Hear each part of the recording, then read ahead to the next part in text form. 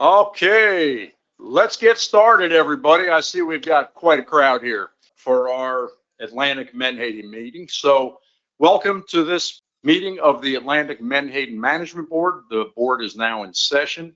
Chairing the meeting is John Clark from the state of Delaware. That's me. And I'm joined up here at the head table from the Law Enforcement Committee, David Bailey, from our Stock Assessment Subcommittee, Dr. Katie Drew and Dr. Mazzieri, from our Technical Committee, Caitlin Craig, and of course our Plan Coordinator, James Boyle. And I believe, have I introduced everybody here? Oh, and then we do have, I'm going to turn it over to Tony because we have some commissioners who are attending virtually. We also have Sarah Geishas, who is the peer review presenter online, but we have Kelly Dunnett from NOAA Fisheries and Rick Jacobson from Fish and Wildlife Service online today. And I believe that's it. I apologize if I've missed anybody. And I also want to inform the board and the members of the public that we are being videoed today. All right, thank you, Tony. We'll go right to the consent items. Does anybody have any revisions to the agenda? Seeing none, the agenda is approved as written. Does anybody have any revisions to the proceedings from the August 2025 meeting? Seeing none, then the proceedings are approved as written. Before we go to public comment, we have a statement from Commissioner Jeff Kalin of New Jersey regarding a possible conflict of interest. Go ahead, Jeff.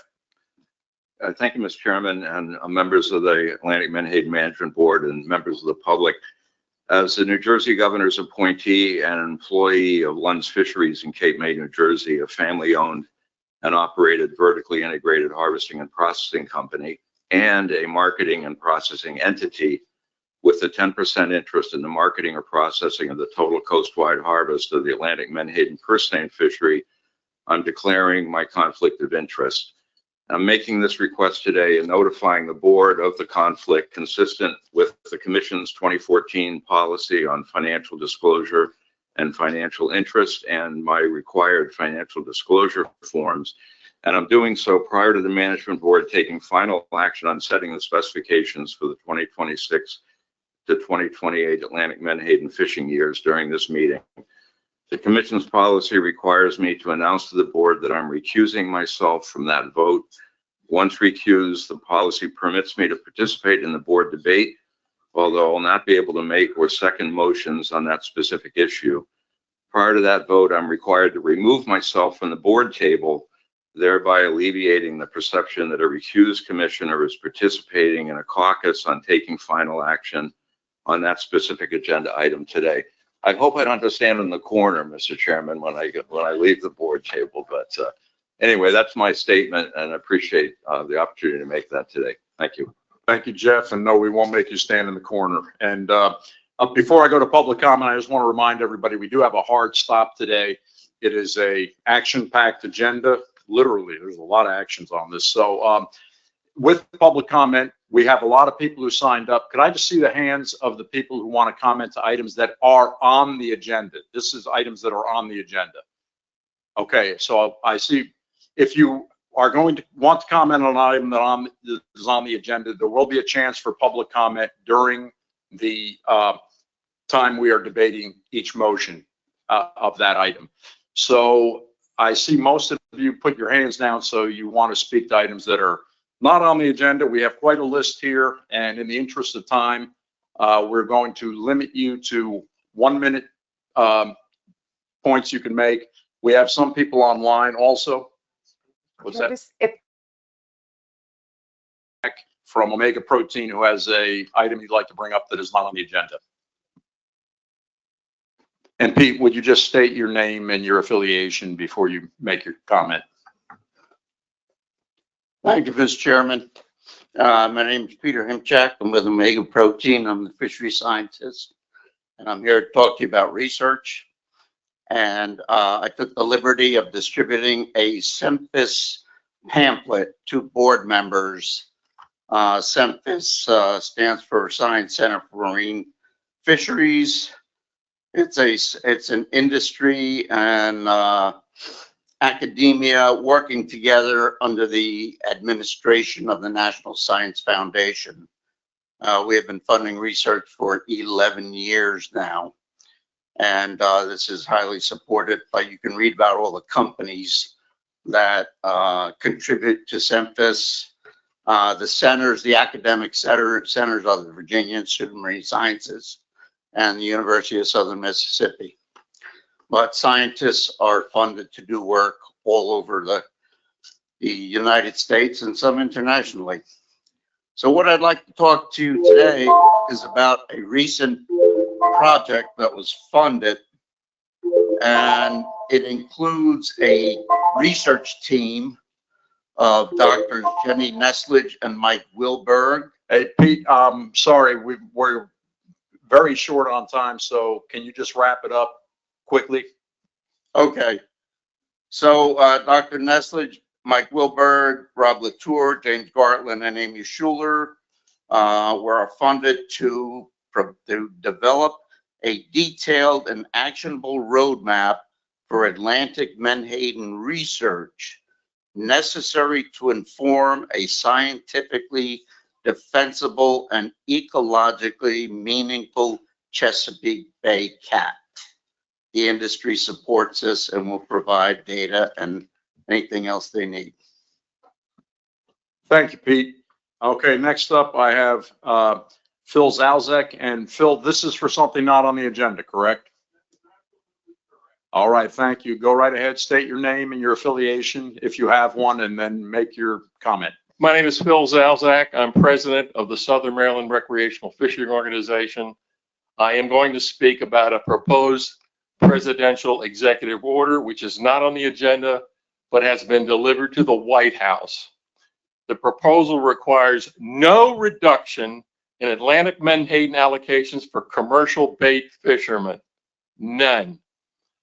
The proposal does end all industrial reduction harvesting of Atlantic menhaden on the Atlantic coast by a Canadian-controlled company. I have 5 points. We have no time to cover them, but every member on this board got an email from me at 12 today, so go take a look at it. If you only cut the total allowable catch by 50%, you can all increase your commercial harvest of Atlantic menhaden by 53%, all states, with the exception of Pennsylvania, which would be about 49%. So with that, Mr. Chairman, I thank you for the time. Thank you, Mr. Zalzak. Next up, I have Vinny Calabro. And if you would come up to the microphone, sir, and state your name and affiliation, and then make your comment. Captain Vinny Calabro, Cameron Fisheries, Jamaica Bay, New York, and Fort Pierce, Florida. I think it goes without saying that the Atlantic States Council has failed miserably at fisheries management, and I think everyone in this room will agree. For the past 50 years, every species that you've targeted to salvage has been a disaster. The one thing that you're very successful at is pitting the recreational sport fishing community against the commercial harvesters. That being said, you're not addressing things that were mandated by the Magnuson Act. Okay, you had to address water quality, pollution, stocking programs, environmental impact, and climate amelioration. None of these mandates were addressed, and I think you can't point the finger at one specific group for what's going on right now. In nature, you can seldom say one thing is the cause of a decline. So I think if, rather than our groups being adversarial, okay. Thank you, Mr. Calabro. And sorry, we're just short on time, and we're going to move on to our next commenter, and that is Monty Deal.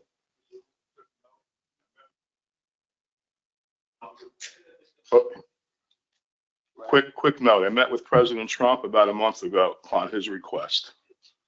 And in a brief moment that I had with him, I was grateful that we had that time with him. He assured me he was going to address this issue. Okay. Now, I know there's a lot on his plate right now, but if he does able to see or hear this, I hope he gives it some more consideration. Thank you.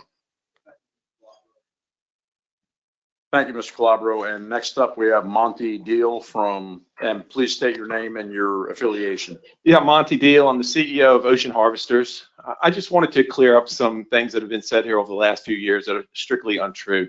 Ocean Harvesters, which is a reduction company in Reedville, is an American-owned company, owned by an American born, raised, educated in Georgia. And I run this company, and I can assure you my American creds are real. I've been fishing there, started fishing in the early 1980s. My family's been doing this for 5 generations, as 100% of our employees at Ocean Harvesters and Omega Protein, who we sell our fish to, are U.S. residents. 94% live within 15 miles of that plant. With the exception of some North Carolinians, they all are also Virginians. There's been a lot of rhetoric here, and it starts right here, that makes our fishermen targets. They get chased on the water, they get harassed on the water, they get threatened over social media to put a 50 cal round in them. And all that starts right here with the debate and the falsehoods that you hear around this table. You know, this fishery is not overfished, and it's far from overfishing any other fishery, and we'd be all Thank you, happy. Mr. Deal. Please celebrate. wrap it up. I'm done, Mr. Chair. Thank you. Thank you, Mr. Deal. Next up, we have John Lawler Jr. Please come up to the mic, state your name and your affiliation, and make your comment. Is it Lawler? I believe it says Lawler. He's got a comment on something on the agenda, so he'll come up later. Okay, that's fine. Thank you. Okay, the next up after that is Kenny Pinkard. And same thing? Okay, so we'll skip. How about, is it Daron Kenner? Okay. How about Tom Lilly? Okay. Tom, I take it you're commenting on something not on the agenda, and state your name and your affiliation if you have one, and then your comment. Thank you. Yeah, Tom Lilly, Whitehaven, Maryland. Commissioners, the industry catches thousands of schools in the Bay and the Virginia coast in July and August. The Beaufort aging records show that 70% of those thousands of schools caught are age 1 and younger. They are fish that have never spawned and never will spawn. Thousands of schools in August being taken out of away from the Chesapeake Bay's earning potential. Year after year of the catching of those breeding schools has destroyed the mid-Atlantic stock, and something has to be done to stop it. Real quick here. There seem to be a lot of people that are going to be talking here in a few minutes about threatening about losing their jobs. Omega Protein and Ocean Harvesters aren't going anywhere. Virginia is the only state that allows this.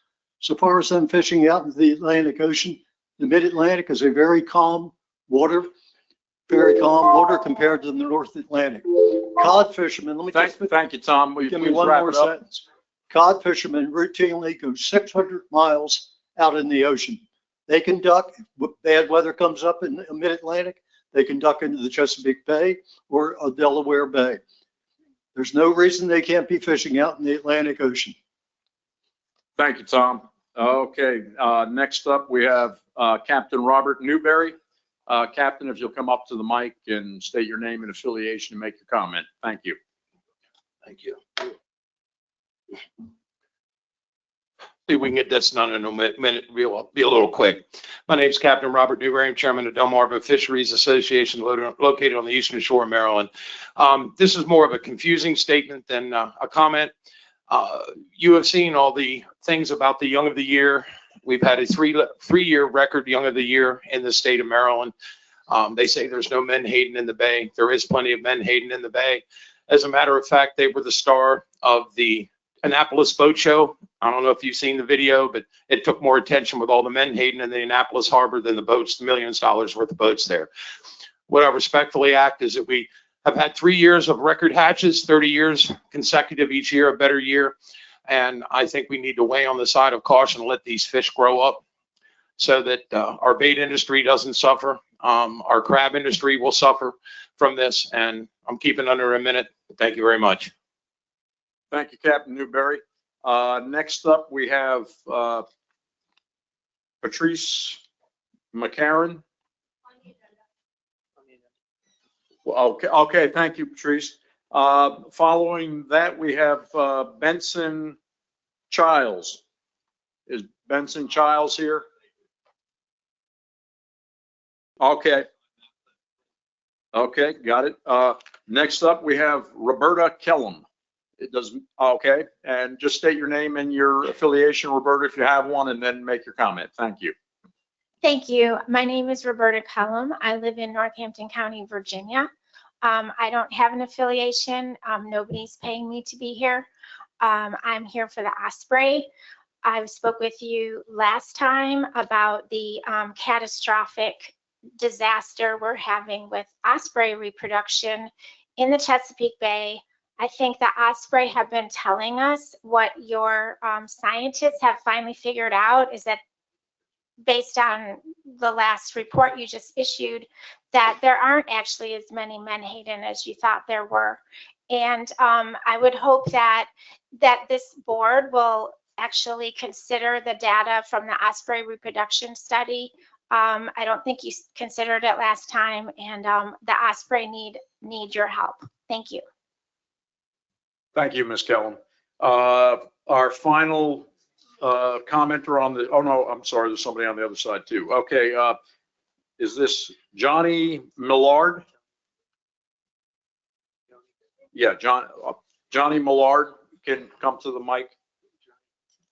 Please state your name and affiliation and then make your comment, Ms. Millard.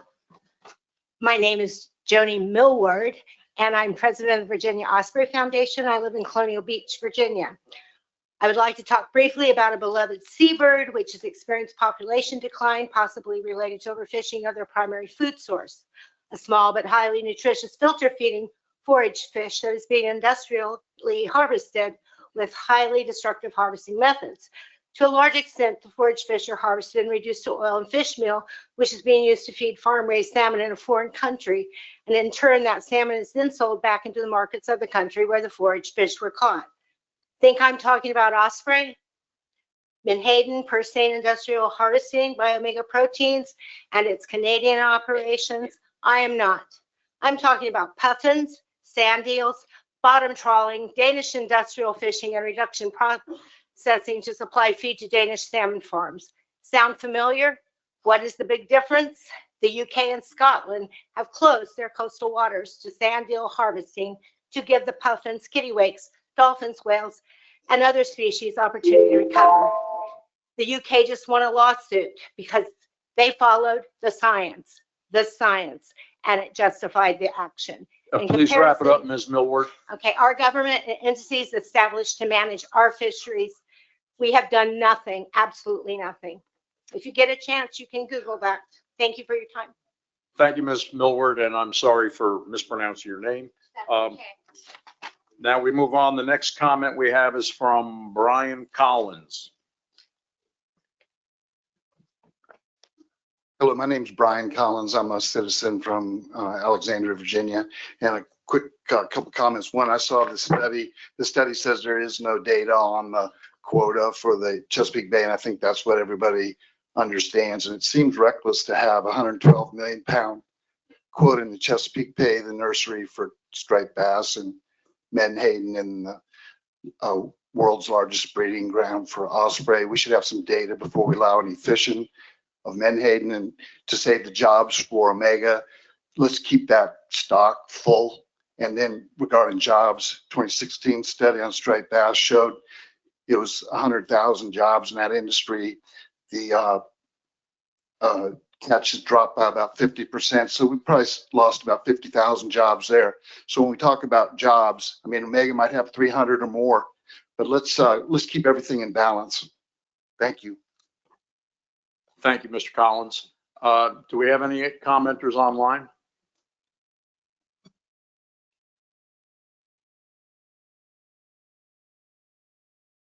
Okay, we do not have any commenters online, so we will now be moving on to agenda item number 4, which is consider 2025 single species assessment update and ecological reference point benchmark stock assessment and peer review report. This is an action item, and we're going to start off with an overview of the single species assessment, and Caitlin Craig will be giving that. Go right ahead, Caitlin. Thank you, Mr. Chair. Good afternoon, everyone. My name is Caitlin Craig. I'm with the New York State Department of Environmental Conservation, and I'm the current Atlantic Menhaden Technical Committee Chair. And I'm going to be presenting on the 2025 Atlantic Menhaden Single Species Update. So the assessment update was conducted by the Atlantic Menhaden Technical Committee and the Stock Assessment Subcommittee. It was a large group, and just want to acknowledge them here. Lots of effort and work went into this. So for this presentation, I'll go through the terms of references 1 through 5 and the TOR number 7, which will cover data, model results, stock status, and research recommendations. TOR 6, which is projections, is going to be including the additional scenarios requested by the board, will be presented under the next agenda item, which is specifications for the 2026 through 2028 fishing years. So the first TOR covers fisheries dependent data. So for this update, we added 2 additional years of reduction, bait and recreational removals to the last assessment. So that was years 2022 and 2023 that were added. We also continued to revise historical bait landings, and this was resulted in some minor changes to the time series. Continuing with TOR 1, this graph shows the time series of landings by sector. The orange is the bait and recreational landings, and the blue represents the reduction landings. Since 1990, reduction landings have generally been declining, while the bait and recreational landings have been increasing. TOR 2 covers fisheries independent data. So there are 3 different indices of adult indices for age 1 or age 1 plus, and that's the Northern Adult Index, the Mid-Atlantic, and the Southern Adult. So different state surveys are combined with a statistical technique called the Kahn method to develop these 3 composite indices. And then I won't list them out, but you can see which surveys are included in each index on this slide. And the indices have generally been variable without much of a strong trend throughout the time series.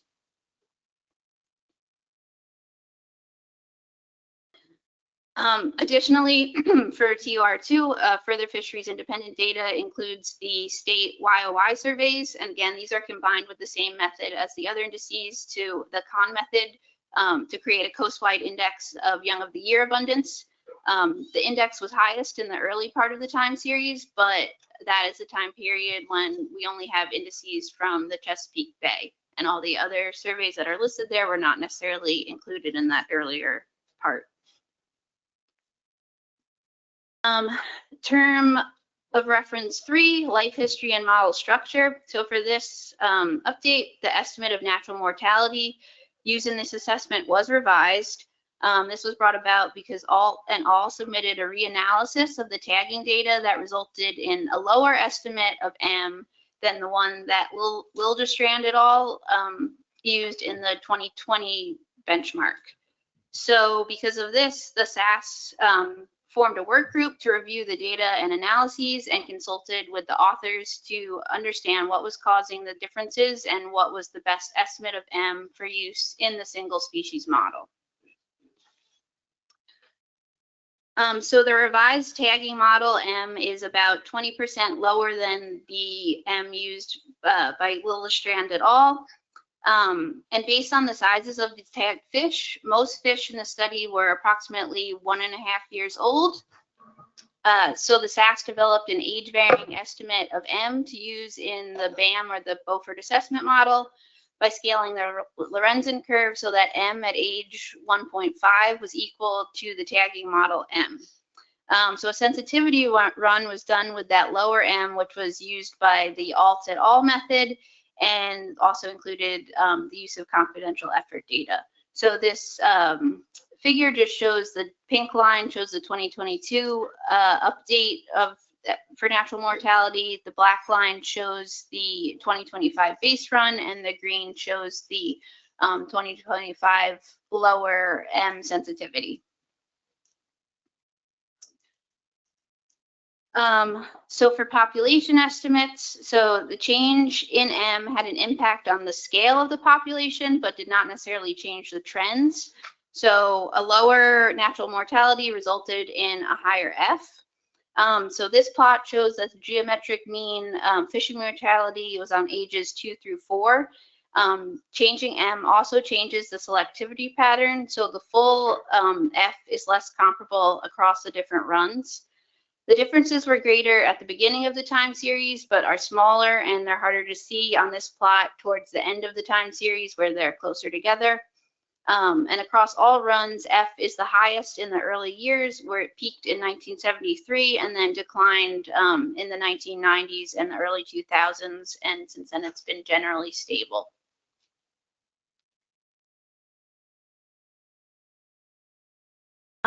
In addition to the lower natural mortality resulting in a higher F, it also resulted in a lower recruitment. So across all runs, again, there were several years of very high recruitment at the beginning of the time series, with the 1958 year class being the highest by far in the time series. And then this was followed by a period of lower recruitment and then an increase to more moderate levels. Recruitment has varied without a strong trend since the late 1970s. And the 2022 update did predict a strong year class in 2019 and 2020. That did not show up in this 2025 update.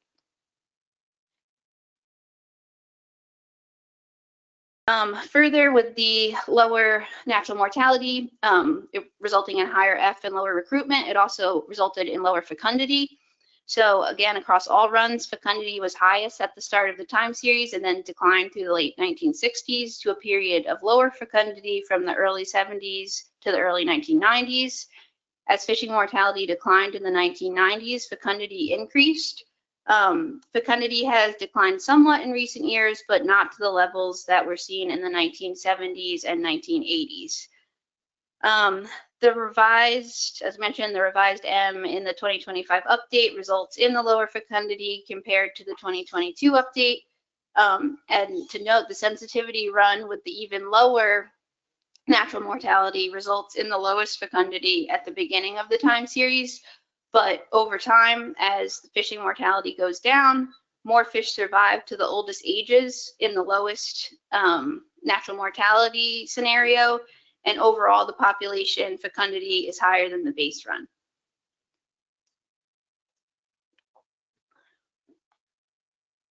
Continuing with term of reference 4, the retrospective analysis. So the TC and the SAS applied the ASMSC retrospective pattern guidance document to determine whether the retrospective pattern in the assessment was significant enough to warrant an adjustment. And this ASMFC guidance document looks at 3 things: is the Mons row outside the recommended bounds? Is the adjusted estimate outside the 90% confident intervals of the unadjusted estimate? And is the terminal year of each peel outside the confidence interval of the base run? The Mons row for fecundity is 0.12 and then negative 0.09 for fishing mortality, which are both within the acceptable limits for short-lived species like Menhaden. But the retrospectively adjusted value of F is outside that 90% confidence interval of the unadjusted value. But the adjusted value of fecundity is within the confidence intervals. From Mons row in the retrospective plot, we can see that the model is overestimating fecundity in the terminal year compared to when we add more years of data. And again, the Mons row for fecundity was 0.12, and then the terminal year of all peels is within that confidence interval of the base run. For fishing mortality, the Mons row is negative 0.09. And from the Mons row in the retrospective plot, we can see that the model is underestimating F in the terminal year compared to when we add more years of data. However, to note, the confidence intervals on fishing mortality are much narrower in the 2025 update with the lower natural mortality compared to both 2020 benchmark and the 2022 update. So the TC SAS noted that the ASMFC guidance document is not clear about what to do when one metric, such as fishing mortality, would qualify for adjustment, and then another metric, such as fecundity, would not. So the TC SAS in this case chose not to apply a retrospective adjustment, and for these reasons, because so fecundity does not require one. Fishing mortality does, but based on being outside the confidence intervals, but that's likely just caused by that more narrow confidence intervals that were appearing in the update. And then the Mons row for F is within the bounds, and the adjustment would not change the stock status, and F is not used in the projection. So again, that's why the TC SAS chose not to apply the retrospective adjustment in this case. So term of reference 5, stock status. Sorry, thanks. Stock status was determined using the updated ecological reference points model from the 2025 benchmark assessment and the definitions adopted by the board in 2020. And just for review, the ERP-F target is defined as the maximum fishing mortality rate on Atlantic Menhaden that sustains Atlantic striped bass at their biomass target when striped bass are fished at their F target. The ERP-F threshold is defined as the maximum F on Atlantic Menhaden that keeps Atlantic striped bass at their biomass threshold when striped bass are fished at their F target. So the fecundity target and threshold are from the 2025 update of the BAM and are defined as a long-term equilibrium fecundity that is expected when Atlantic Menhaden are fished at the ERP-F target and threshold respectively.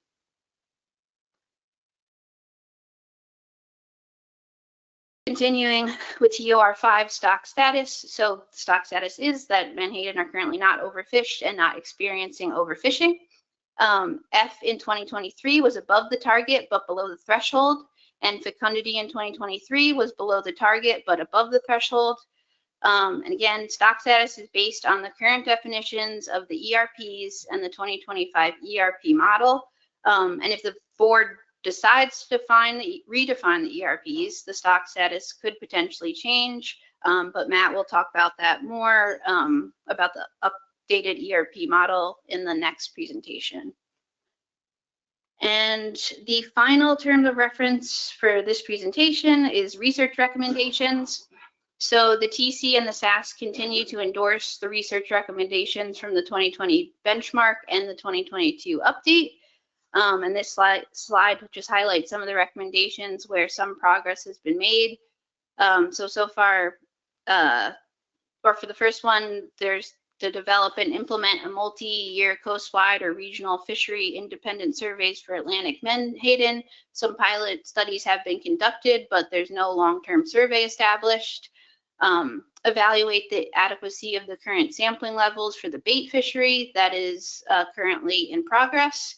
And lastly, conduct an aging workshop to assess precision and error among readers with the intention of switching bait fishery age reading to the state aging labs away from the Beaufort lab. And so far, the progress on that, there's been a workshop that's been conducted, and then additional work on standardizing protocols are currently ongoing. And that is the end of the presentation. Thank you, Caitlin, for that comprehensive overview of the single species assessment. I forgot to mention, please hold all questions until we're finished with the 2 follow-up presentations. And now I'm going to turn it over to Dr. Mazzieri for an overview of the ecological reference point assessment. Go ahead, Matt.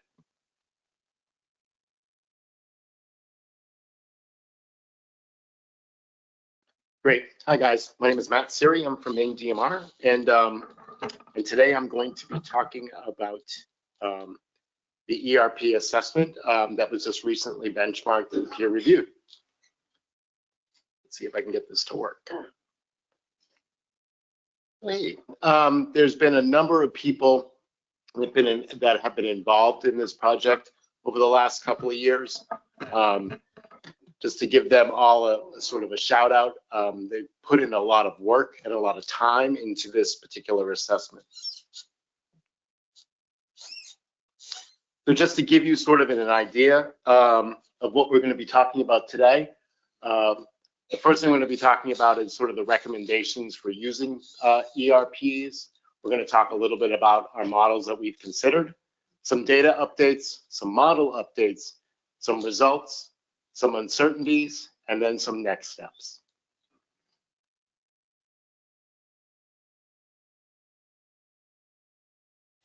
So as you guys know, sort of with the bottom line sort of up front, the ERP working group recommends using a model of intermediate complexity for evaluating the trade-offs between predator abundance and menhaden removal. So that sort of sets the ERP targets and thresholds for menhaden.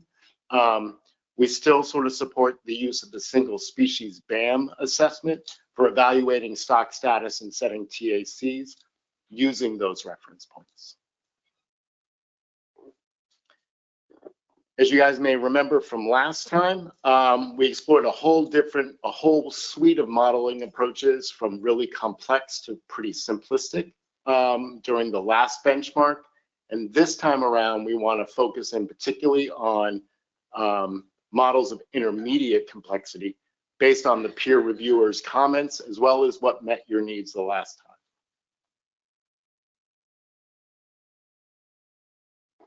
time. Just to go over some of our ecosystem models, our EWE models, they basically came in two flavors. One is the NWACS full model, which pretty much covers the entire Atlantic coast and all different types of species that you can possibly imagine. Everything from phytoplankton all the way up through whales.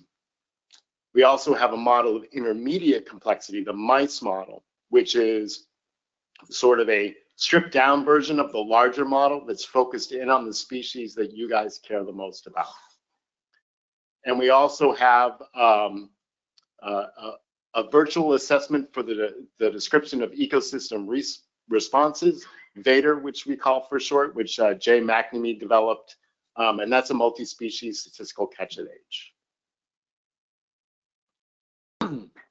Getting into a little bit of our data, as you guys may remember from the last time, we have a number of predators and prey within our EWE mice model, and those include, for predators, bluefish, spiny dogfish, striped bass, and weakfish.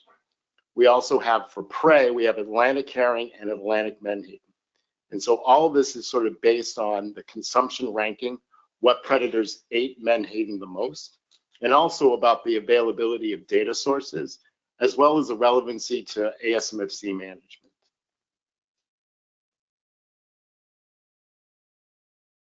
During this benchmark, we took a look at some other species as candidates. One is blue catfish. And when we went and took a look at some of the data regarding blue catfish, what we found is that it didn't eat quite so much menhaden, and that its diet and its forage range was pretty restricted right to the Chesapeake Bay and close environs right there. And so we haven't really considered it for inclusion in any of our models this time, but as we move more towards spatial analysis, we may want to consider those in the future. The other one we considered was bluefin tuna. They can consume a lot of menhaden, particularly in the Gulf of Maine and off of North Carolina in the winter. What we ended up doing is, after taking a look at their migration patterns and realizing that they spend a considerable amount of time outside of the model's sort of domain, we decided to take bluefin tuna and to use those as sort of the highly migratory placeholder within the NWACS full model. The other one we looked at was marine mammals. And for marine mammals, both the diet and abundance are pretty sparse, particularly when it comes to menhaden as forage. And so they're in the, we used a bunch of updated sources for the NWACS full model, but they were not included in the mice model. And we also took a look at osprey. It's a high profile species with a lot of stakeholder interest. And while there is some better data that has come along in recent years, it's still limited compared to what we have for fish consumption. And so while it was not included in the mice model, we did include it in the full model as its own separate biomass pool.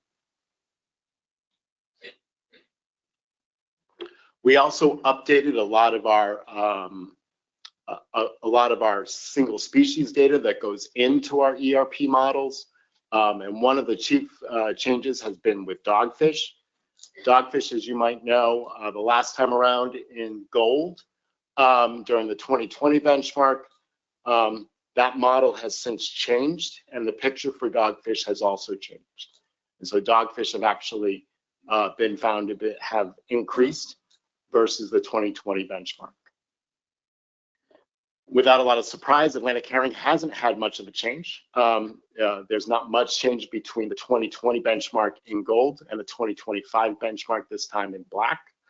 However, one thing to really notice is the fact that, if you guys can see that, the stock overall has declined even further since our last benchmark.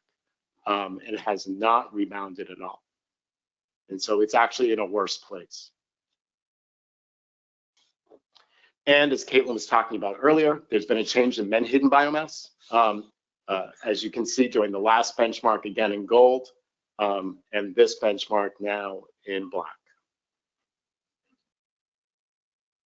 So the other things that go into our ERP models include diet data. We've got long-term monitoring programs for both the CHESS-MAP, NEMAP, as well as the Northeast Fisheries Science Center food habits. But we also have some new monitoring programs that have come online, including New Jersey and Rhode Island. And then we had a plethora of individual studies that we've coalesced and brought together into one complete database. And these are all new studies that have happened since the last time that we spoke about ERPs. I'm not going to go into all this modeling updates, but suffice it to say, we've made a lot of changes to our models over time. When we went through and we examined the Vader model, we started realizing that it was having some issues in sort of capturing that bottom-up processes, which are so important for ERP development. And so we decided not to recommend that model in moving forward at this time. The NWACS full model does do those bottom-up processes. We put in some primary productivity forcing functions and a lot of other bells and whistles. But it is a big, hairy model that requires a lot of time and effort to update on a regular basis. And so we're only recommending that as a supporting model. As we talked about earlier, the NWACS mice model has gone through some changes as well, including seasonal time steps, changes to Atlantic herring recruitment, and lots of other things. And this is the model that we're recommending for developing of management advice. So I put in this slide here, which is probably confusing, but that's okay. It's just as good as a placeholder for me to talk about stuff. But what you can see when you look at, if you change striped bass, Menhaden's F on the x-axis, and you look at the y-axis, and that's the percentage change in whatever population you're talking about, what you find is that the most sensitive species that we found for both the NWACS full and the NWACS mice is striped bass, nearshore peciferous birds, and ospreys at about the same amount. So the idea is if you manage to stripe bass in a precautionary manner, you ensure that those other species are taken care of as well. And if you guys remember back to the last time we were talking about all this stuff and the idea of this rainbow plot, in this rainbow plot, we have striped bass F here on the Y, Atlantic menhaden here on the X, with higher striped bass concentrations at the lower left and higher striped bass concentrations here at the lower left, and then lower concentrations up at the upper right, with the top line being the boundary for the threshold and the lower line being the target, right? What you can see is that there's many different combinations of striped bass F and menhaden F when done in the long term that can get you to your goal of striped bass, at its target or above. Higher menhaden Fs require, therefore, lower striped bass Fs and vice versa. So instead of just doing this as sort of one thing, There's a whole horizon over which you can make your choices. Okay. So in 2023, the last time we had data for striped bass, because this is such a long process, striped bass was pretty much here, as you can see. And if you fish striped bass at its 2023 F in the long term, and Menhaden at its 2023 F in the long term, all of the things being equal, striped bass would settle in around its threshold value. 2024, it looks a little bit different. You know, striped bass has actually had its F actually reduced in 2024 versus 2023. And if you look at it here, you can see that if you fish striped bass continuously at equilibrium is the catchphrase that we use, at its equilibrium, and you keep it that way, and Menhaden F, and you keep it that way at equilibrium, striped bass would settle in above its target. So what you can do is you can define an ERP target basically for Menhaden that allows striped bass to stay at their biomass target when striped bass are fished at their F target. And the caveat being all other species being equal or being at their 2023 values. That doesn't account for changes in spiny dogfish. That doesn't account for changes in Atlantic herring. You can also define, oh, here we go. You can also define an ERP threshold, or that's the threshold for Menhaden that keeps striped bass at its threshold when fished at its target.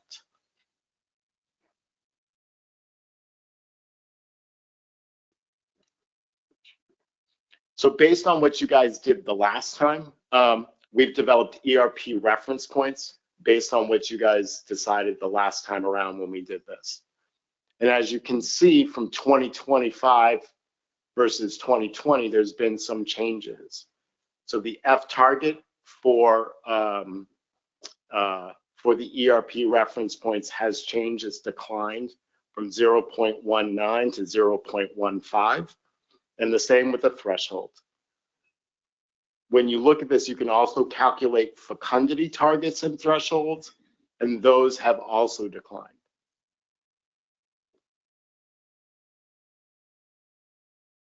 So let's talk about some uncertainties associated with this. The first is that the NWACS mice model is highly sensitive to the relationship between striped bass and spiny dogfish, particularly through its vulnerabilities. And as we've increased or recalibrated our expectations around spiny dogfish biomass, you can see how that would have quite the effect.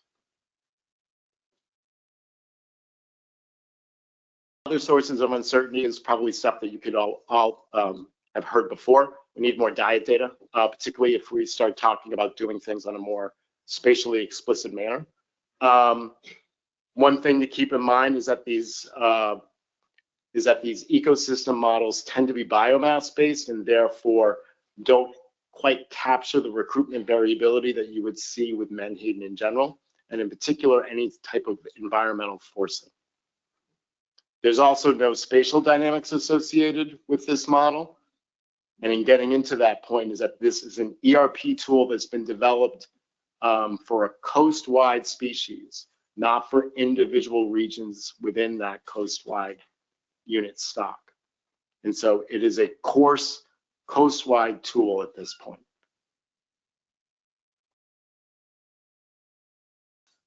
So what are our next steps? We're pretty well aware that ERPs are a high priority for the board and for stakeholders, particularly spatially explicit ERPs. And so we're going to recommend a workshop with the board to understand spatial management objectives that you all have, as well as to create a data plan and a modeling plan to get you those things that you want. But to do so, we really need a workshop for us to sit down and talk about this stuff. Meanwhile, we'll continue playing with our ecospace models to support whatever future assessment, spatial stuff that you guys want to have. One of the things that we also were recommending is that the next single species benchmark be done before we start doing the spatial stuff. And so we have heard from at least 2 peer review panels now, although they also contain the same people, that trying to do an ERP assessment along with a single species assessment, to do those both together in a peer review, is something that we should never do ever again. They were not real fans. And so the idea would be to sort of split this up into a single species benchmark and an ERP species benchmark. And with that, we can take questions, or we can Thanks, move Matt. on to the next thing. Thank you very much for the very informative overview there, but we're going to go right on to the presentation of the peer review report, and we have Dr. Sarah Gacious is going to do that remotely, correct? Okay, we are ready to go. All right, thank you. Can you still hear me okay? We can indeed. Thank you. Beautiful. Thank you so much. So thank you for taking this report. My name is Sarah Gacious, and we'll just jump right in. Next slide, please. So I'm here to tell you about the peer review that Matt was just talking about. So as you've just heard, there was a working group that developed a new ERP assessment, and we held a peer review workshop back in August in Charleston, South Carolina. And at this review, we looked at the data inputs, the analytical methods, the results, and the overall quality of the ERP assessment. So you've just seen all of a very short version of what we looked at.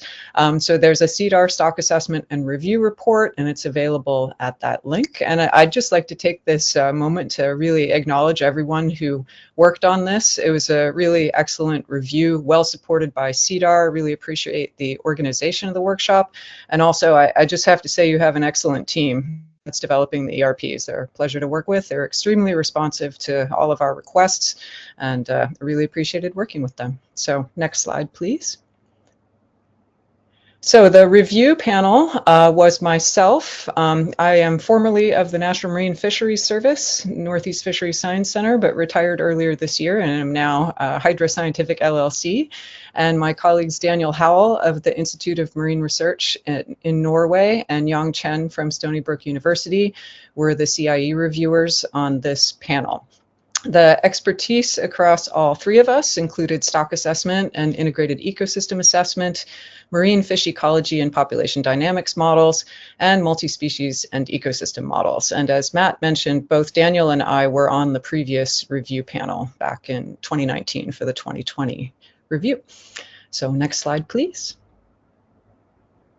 So just a few words on scope before I dive into the terms of reference for the review. So as you've already heard, the ERP assessment was developed, reviewed, and approved previously. The panel met in 2019 and was approved in 2020 for use. So for this review, we focused on whether the existing methods, the ERP methods, and updated hybrid models were still appropriate, and any changes to the underlying models, but we didn't go all the way back to square one and fundamentally review every element of the ERP since it's already been accepted and used. We evaluated the updates to the ERP models and the changes in the single species assessment model for Menhaden, mostly discussing the revision to the natural mortality value, but we were not explicitly reviewing the Menhaden assessment during this. As Matt just said, that's going to be done through a separate process.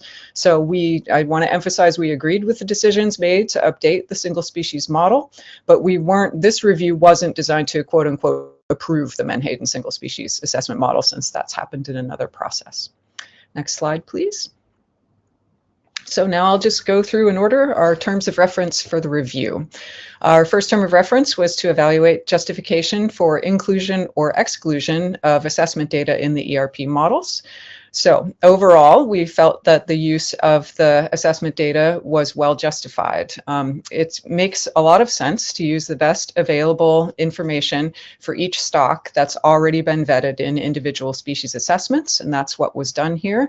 It's not only efficient, it also aligns the ERP models with the information that's currently used in management on the single species level. So this is, we thought, exactly what you would want for this process.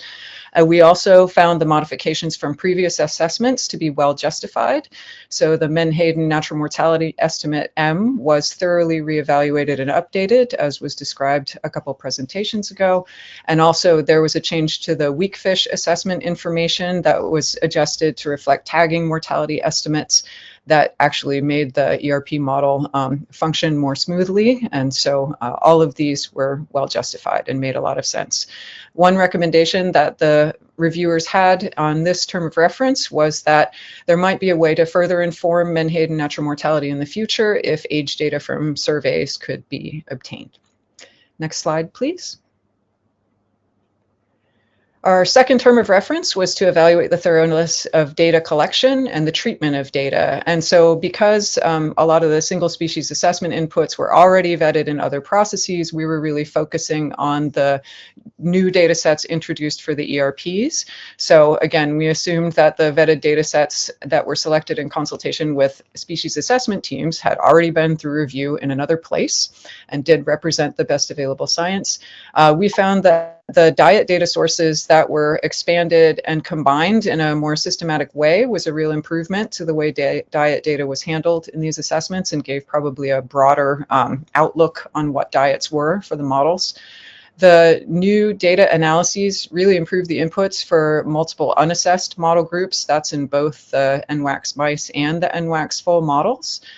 In particular, there's some data poor assessment or data poor groups that are really important in ecosystem models such as anchovies, benthic invertebrates, zooplankton, phytoplankton, that were all improved in this model. So we felt that was really good. And also there were some examination of temporal changes in spatial distribution for some of the stocks. I think a recommendation coming out of this might be in the future a more comprehensive multi-species distribution analysis where we could look at potential changes in predator and prey overlap, which might be important to the ERP models. Next slide, please. Term of reference 3 was to evaluate the choice of ERP methods and models and the model specifications. And we agreed with the proposal by the working group that the NWAX mice model is the most appropriate ERP model, given the available information and the objectives. So it does include all the key managed fish predators of Menhaden, and it does balance the appropriate predator-prey dynamics and model complexity to meet the objectives. So Vader, while it's a statistical multi-species catch-at-age model, does not yet include bottom-up prey effects on predators, which is very important to meeting your objectives.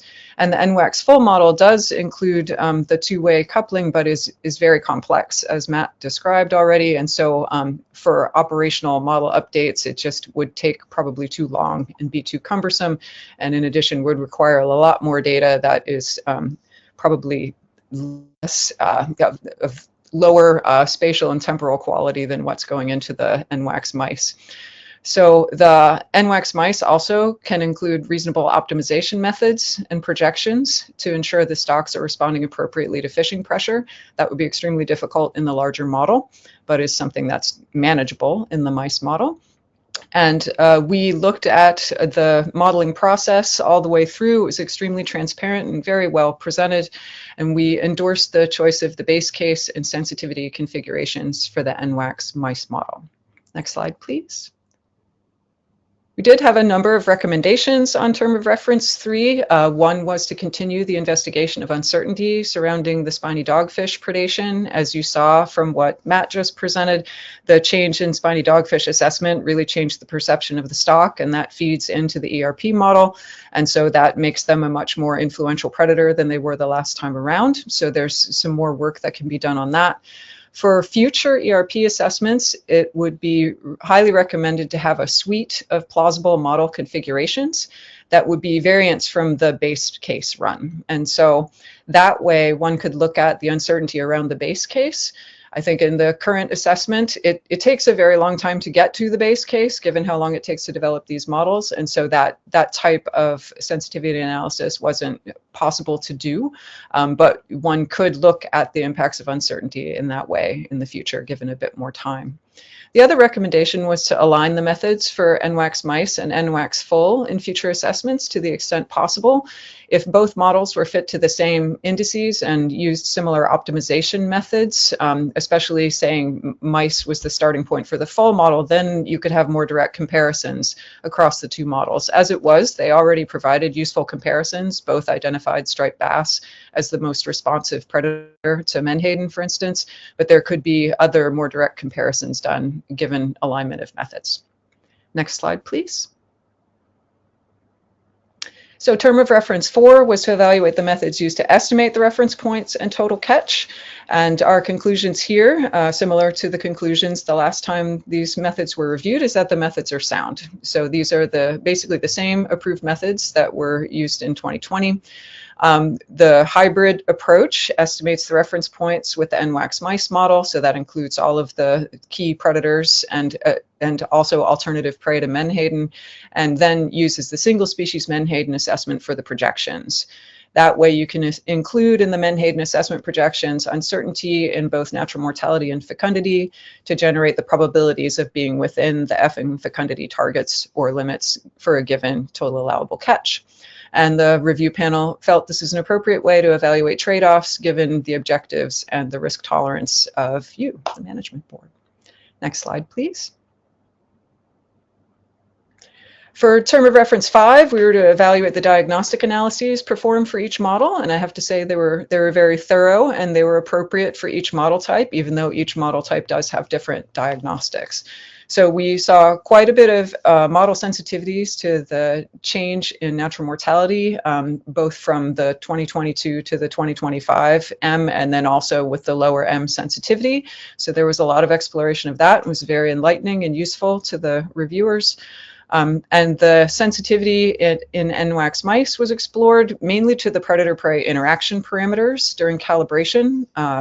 And there was an initial sensitivity for the base case run, which is the tiny little plots over there that you can't read. But these were both really valuable things to do. And it helped us understand how the models were working and helped us be more sure about our recommendations. So we really appreciated the work that was done on this. I think our recommendations were to expand the future assessment timeline so that the NWACS mice base case can have more sensitivity analysis done. In particular, the input assessment values, not just natural mortality and not just for menhaden, but for all of the key species, as well as the input biomass and input Fs. Also sensitivity to data weighting during calibration, to prey switching parameters, and to other predator-prey interaction parameters would be really important. And that would be enlightening, but will also take some time. Next slide, please. Term of reference 6 was to evaluate methods to characterize and communicate uncertainty. So again, we found the methods were appropriate given the time and software constraints. The menhaden assessment model incorporates uncertainty in both natural mortality and fecundity, and these two were found in the last round to be the most basically sensitive parameters. So they basically swamped out the uncertainty from all the other parameters, so that was the focus this time. And this allows us to carry those uncertainties into the projections, and thus those uncertainties are then communicated as probabilities relative to the ERPs. So that makes a lot of sense.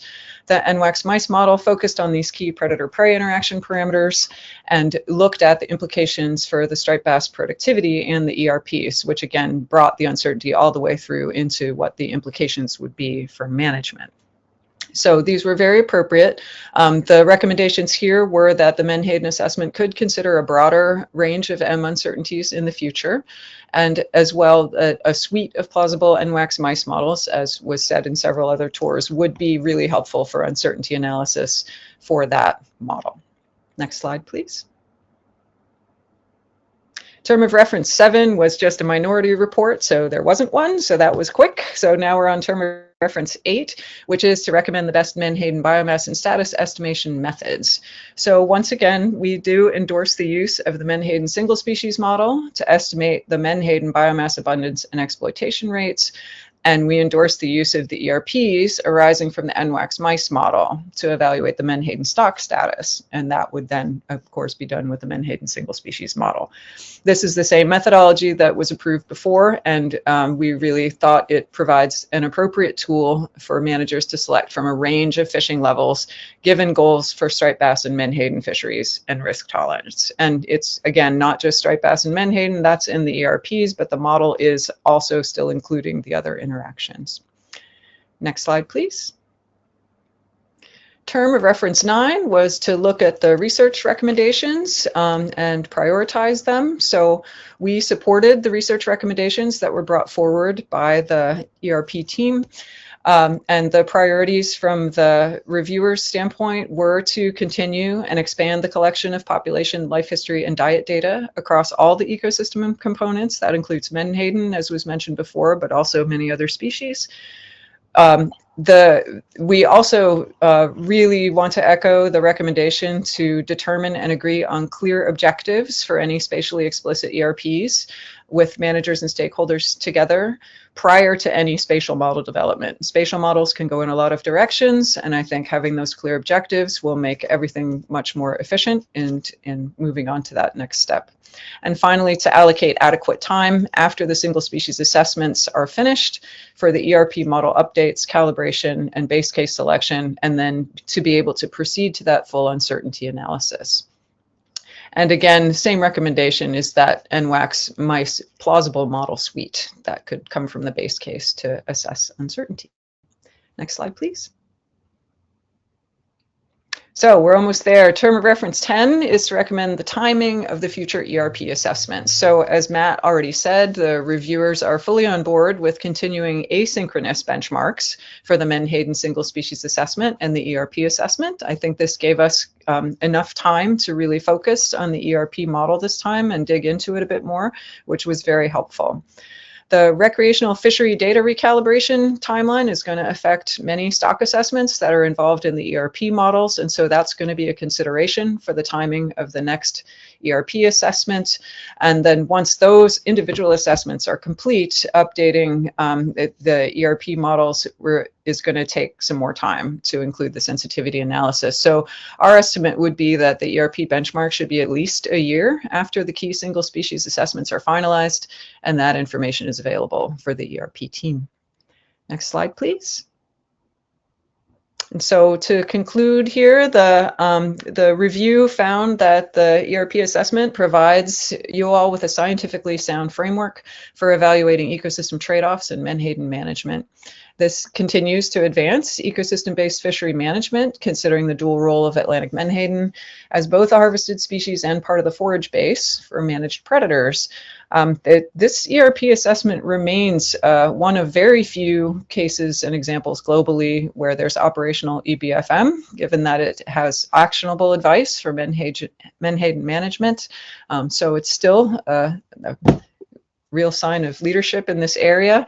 And it does enable informed decision-making about acceptable risk levels. So it's not prescribing a particular number, but it gives you a tool to figure out where you want to be in that space. So finally, it'll require some updates after the MRIP recalibration, and probably 2028 or later for the next full ERP benchmark. And I believe that's everything I've got. Next slide should be a question slide. Thank you very much. Thank you, Dr. Gage. Thanks to our presenters for these excellent presentations, and many thanks to all who worked on this truly impressive work here to bring us these assessments of the menhaden population. I'm sure there are a lot of questions, so let me see some hands here and keep them up because I'll write it. Let's get started then. We'll go first to Doug Grout and then to Nicole Costa. Thank you.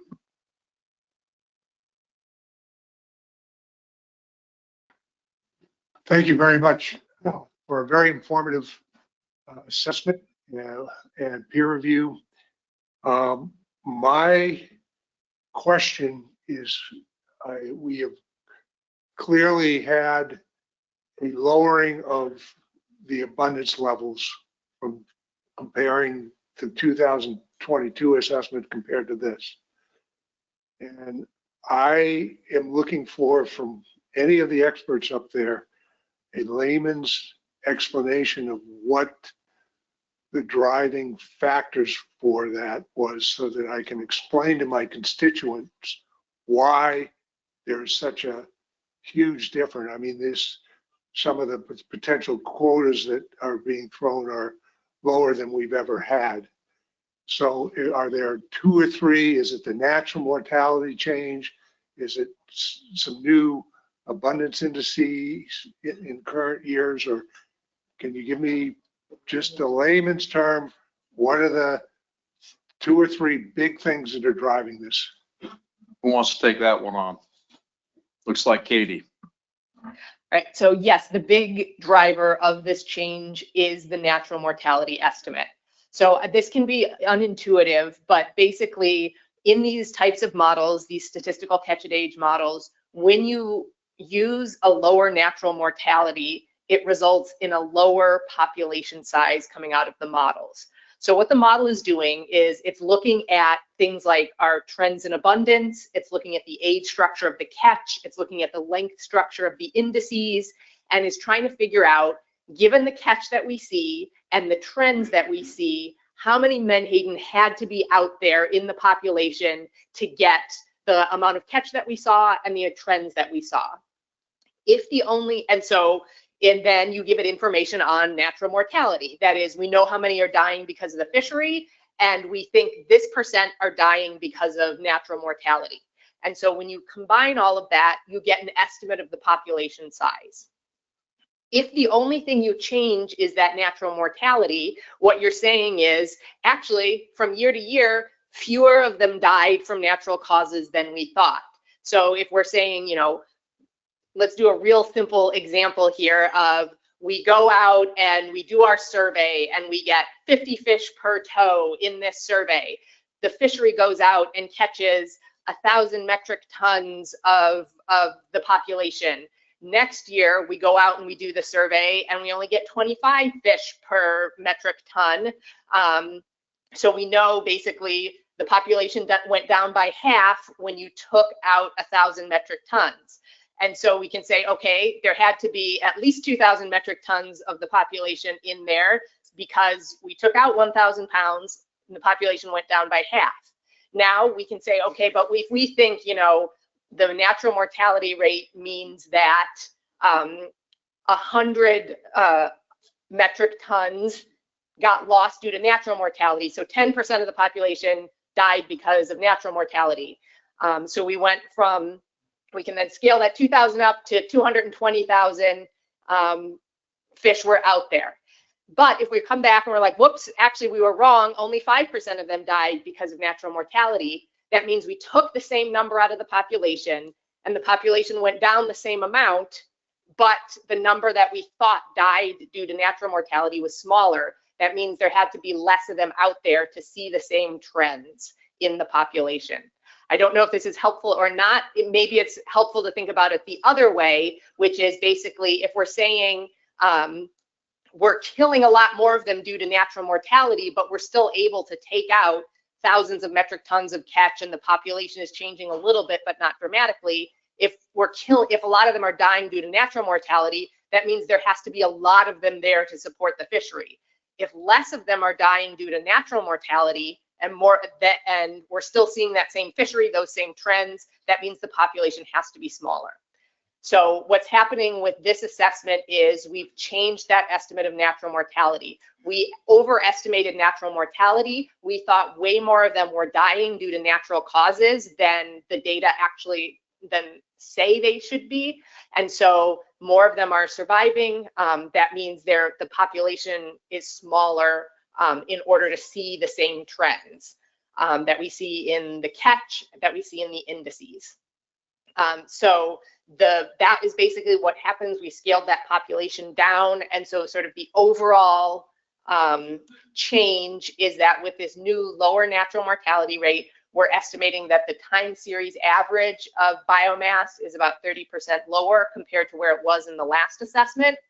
There's also a little bit of an artifact of, I think Caitlin pointed this out, is during the last assessment update, we thought the 2019 and 2020 year classes were going to be really strong. Those were like the last 2 year classes we saw at the end of the time series. We thought they were going to be really strong. When we did the update, they did not show up as very strong. They showed up as maybe sort of average compared to recent years. And so as a result, the quota that we set in 2022 was based on a higher total abundance in the population at the end of the time series than we realized was actually there in the population at the time. Thanks, Katie. Doug, did you have any follow-up after that very thorough explanation? So a 20% decline in M resulted in a 50% or 30% decline in total biomass. In total biomass. It was the tagging estimate that is sort of that one age 1.5 was 20% lower. It basically shifts the natural mortality, that whole curve down, so it's lower on all of the ages, and yes, results in an average of about a 30% decline. And the additional lower quotas are due to the fact that those year classes that we thought were strong at the end of the last assessment with additional data over the years are not as strong as they were. Okay. Thanks. Next up, we have Nicole Costa. And I was just going to add that we told you about the uncertainty associated when you guys were setting the quotas the last time. We told you that we were most uncertain about those two most recent year classes. And so we let you know about that uncertainty at the time. Thanks, Matt. Next up, Nicole Costa. Thank you, Mr. Chair, and thank you to everyone for the very thorough, informative presentations and to all the work that went into this.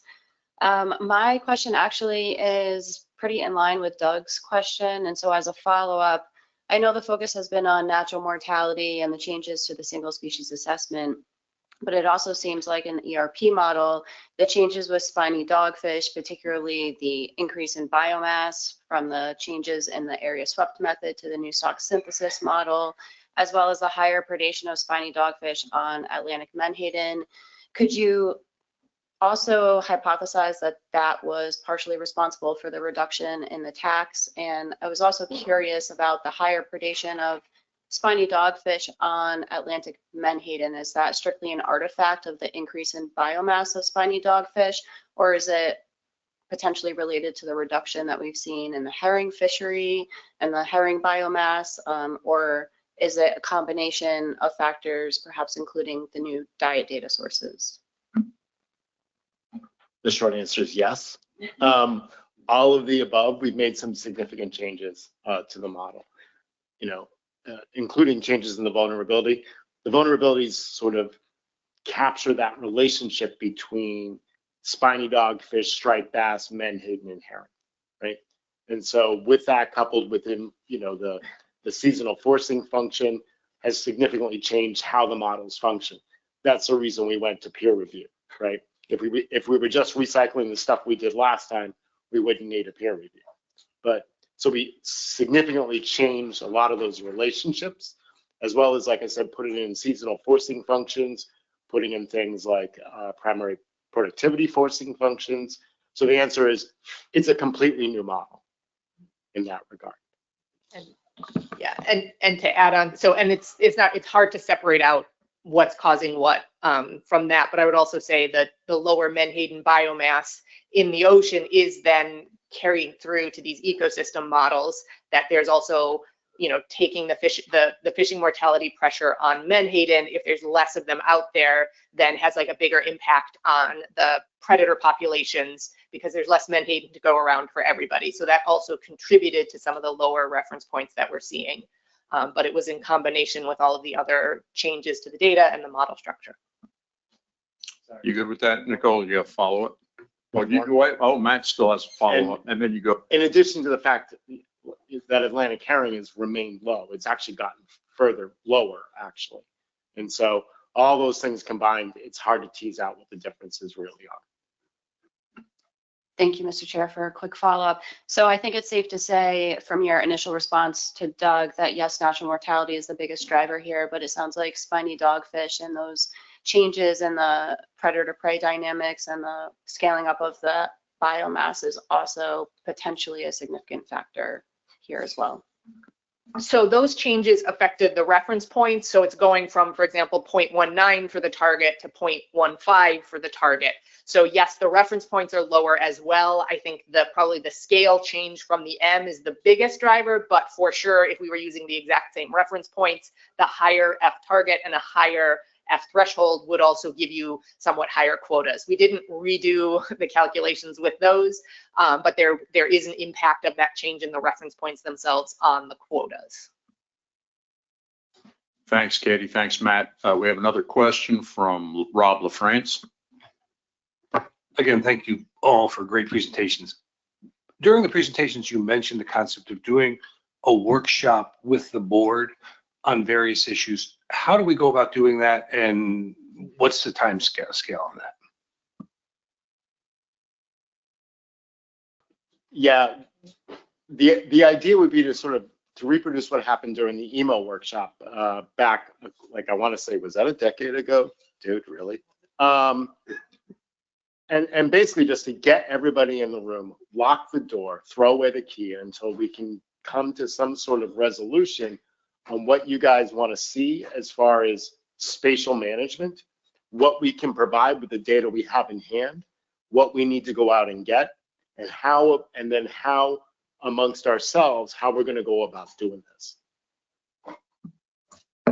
That's sort of exactly what I've been asking for. So thank you for raising it, and hopefully I'm very happy to help in any way I can on it. So thank you. Thanks, Rob. Questions? Okay, I see Lynn and then Allison. Lynn Fegley, Allison Colden. Thank you, Mr. Chair, and thank you to all the team for what is, again, an impressive body of work. I wanted to ask a little bit about the recruitment, the 22 and 23 juvenile recruitment that I think the comment was you were sort of expecting to see that strong year class and it didn't show up. I know in, we have been seeing a lot of juvenile recruit Menhaden in Maryland, but so our 22 SANE survey was a fairly high number. And I'm wondering if you can talk a little bit about what you think washed that out. Why didn't you see what you expected? So I think that was an artifact of the retrospective pattern that we had during the 22 assessment update. And so that may have been related to overestimating natural mortality in that assessment, but we saw something similar with the benchmark where we thought there would be a strong year, a year class or two strong year classes at the end of the time series, like very strong, much stronger than anything around it. And that didn't materialize in the 2022 update. We saw something, those two strong year classes, and they didn't materialize in the update. I think recruitment has been ticking up a little bit in recent years, but not to the extent that it caused that extreme jump where we were basically above our target at the end of that update. And we were clearly at that point overestimating what that recruitment was. You okay, Lynn? Okay, go right ahead, Allison. Thank you, Mr. Chair. This is actually just a quick follow-up question to Rob's question related to the spatially explicit modeling, and I appreciate the group for continuing to keep this at the forefront of your conversations and discussions. And obviously for Maryland and the Bay, we have some later discussions today, and obviously that's something that we hope we can eventually get to a place where we can move forward. In that vein, there was a request of the technical committee a few years ago to basically define, given existing information as well as future information, what would be the potential approaches for spatially explicit management in Chesapeake Bay. And I know at the time, feedback from the board, which I believe our delegation supported as well, is that we wanted to focus on continuing to improve and develop the coastwide ERP model. Do you all feel with this iteration of the ERP assessment that you have achieved some of those goals that you had for improving the model, and that you're comfortable at this point continuing down that conversation of further direction on spatially explicit modeling in the next iteration of the ERP assessments? So yes, I think we accomplished a lot of what we wanted to sort of in the short term with the ERPs that we have this time around, which includes including a seasonal component to it, which can capture some of the spatial dynamics, but also improvements to the diet data, improvements to the other assessment models, et cetera. And so I think, we had said you could basically either choose push back the benchmark in order to get the spatial stuff done, or do the benchmark now and then move on to the spatial stuff at a further point among some other choices. So yes, I think continuing down the spatial path is sort of the next logical step for what we have accomplished. And I think we've already started talking internally about what are some things we could do on that front, but we would need input from the board and from stakeholders about what are our objectives, what should we be focusing on, so that when we come back with a spatial approach, it will address what management really wants from that concept. Thanks. Do we have any more questions? Looking around, Jeff Kalin. Yeah, thank you, Mr. Chairman. I guess this question is for Sarah, because I was taking notes on some of the slides she showed, and there was a statement about the EWE models not capturing highly variable recruitment, which is exactly the situation with Atlantic Menhaden. So it seems to me that the output from the EWE model is extremely conservative and doesn't really consider recruitment effectively. So that's one question, and then I have a follow-up after an answer on that. Sure, I can try to take that, and I'm sure Matt could cover it as well. So I think that is, the EWE model is not doing age structured dynamics the same way that a single species assessment model does. And so that's exactly why you can get the general trends out of this model, but you won't get the interannual variation for any of the species really, because it's just not modeling incoming recruitment on an annual basis. So I think that's why the review panel thought it was appropriate to use the EWE as your to generate the reference points. But then if you're doing any projections, you still want to capture that interannual variability using the single species Menhaden assessment model. Does that help? Yeah, it does, and it's why I think the BAM model is the most robust model that we have here. So the other question I have is, the projections from the ERT model assumes striped bass at its target, but in fact, it's overfished. So what does that mean relative to the ERT outputs? I mean, and is that fact factored in terms of the actual demand for Menhaden that the model thinks would be the case if they were fished at their target rather than being overfished? I think I can try that, but Matt can also jump in. So what you're seeing here on the screen is actually the F levels for both Menhaden and striped bass are projected across a whole range here. So what each one is fished at is in this mix somewhere, but the simulation is looking across the entire range of them, and that's how you get the big two-dimensional colored plot. So that's why even if what's currently happening is an F of a different level, you can still use this plot to say, if we were fishing at the F target for whatever predator species, you can draw that line over and find out what level of fishing mortality on Menhaden would support that. Maybe Matt can explain it better, but I think all of the F levels are covered in this. Yeah, I'll take a whack at this too. Sarah's exactly right. It's sort of baked into the cake. In the fact that in looking backwards, and as we project forward, like if you look at from this graph, if you look directly on that y-axis, it's like you choose your own adventure.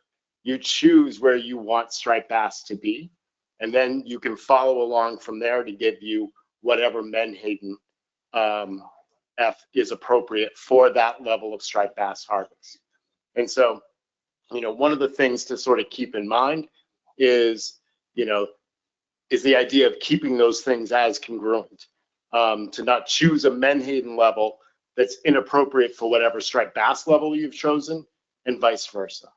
So, on some levels, this will tie into whatever conversations that you all will have tomorrow about where you want striped bass to be, keeping in mind the decisions that you make today with Menhaden. Does that make sense? It does. It seems to me it's kind of the cart before the horse, though, and choosing your own adventure makes me extremely uncomfortable and always has from 5 years ago with this rainbow plot, which is so non-specific to the actual situation that we have now relative to menhaden abundance versus the F rate for striped bass. So I can't tell from this chart. One of the things to keep in mind, Jeff, is that this is at equilibrium, which means that you've got to keep your striped bass F or your menhaden F at those levels over the long term. This isn't short-term sort of decision making, and that's why the ERPs are designed to be your reference points, not your stock status determination criteria. Does that make sense? Although Katie's probably got a better explanation than I do. Well, I mean, I think it is sort of, I would say, a weakness of this approach, which is that the ERP models are really good about your long-term ecosystem interactions. And so understanding what are the long-term consequences of how you fish menhaden versus how you fish predators, et cetera. The single species assessment, like the striped bass assessment and the BAM, are really good about sort of your short-term, what's going to happen in the next few years, and your longer historical, what happened in the past, but they can't tell you anything about what's the right menhaden level, what does this menhaden F mean for striped bass this year? So I think there's a little bit of a disconnect between your long-term reference points and your short-term immediate conditions, which is what we see even in the single species models, right? So to try to get striped bass back to their SSB target, we actually have to fish them at below their F target. We have to fish them at an F rebuild in order to take into account recent low year classes and the fact that we have a deadline of 2029. So your F rebuild can be different than your F target. And so in this multi-species context, we can sort of look at where are we now. For striped bass, we are a little bit below the threshold. We're projected to be above the threshold in the next, maybe this year, maybe next year. So we're around the striped bass threshold. The ERP fecundity threshold is designed to keep striped bass at their biomass threshold to provide enough forage for striped bass when they are at their biomass threshold if they're fished at their F target. So right now we are, for menhaden, we're a little bit above that fecundity threshold. So that suggests that there is currently enough menhaden to sustain striped bass where they are right now. However, we are trying to rebuild striped bass. The fishing mortality on striped bass is lower in 2024 and probably 2025 below that F target. So that's going to help striped bass. And basically, we're still trying to rebuild that striped bass to their target, which would need a lower menhaden F rate. So we need to keep menhaden at that F target in the long term once striped bass are rebuilt. And so I think what the board has to decide when we get to the projections is right now in sort of 2023, 2024, where we think we are for menhaden is sufficient for where we think striped bass are now. However, we know in the future we want those to be in different places. So how fast are you going to respond to this assessment, and how risky do you want to be about making those changes in response to the assessment that we see today? The ERPs, as we're saying, are not good. The ERPs can't tell you if we want to rebuild striped bass by 2029, what quota should we have in every year from here to 2029? The models just are not well designed for that. So we have to kind of think about what is the menhaden population going to look like under these different F rates, what levels of TAC are going to give you different fishing mortality rates for menhaden, and then what are we trying to do for striped bass? I thank you for that. And I think that's one of the reasons why I've been skeptical of the ERP output. And that is, the board is considering setting specs for the next 3 years. The ERP model is telling us where we ought to be if striped bass are rebuilt in 2029 and so forth. So I just think the BAM model is so much easier to understand in terms of where. Hey, Jeff, you're starting to get into comments now. We still have some other questions here. Okay. I'm sorry. Yeah, that's fine. No, that was an excellent question, excellent explanations here. Katie, very Uh, much. Yeah. We have a question online from Kelly Dennett from NOAA Fisheries. Go right ahead, Kelly. Great, thank you, Mr. Chair, and thanks to all the presenters. For obvious reasons, I don't have access to my experts, so apologies for what I think is perhaps a pretty basic question, and I think it builds a little bit on what Katie was just describing. So the way I have understood the ERP model outputs is that that is incorporating those different predator-prey dynamics. And so I'm trying to understand best the forage availability component of this.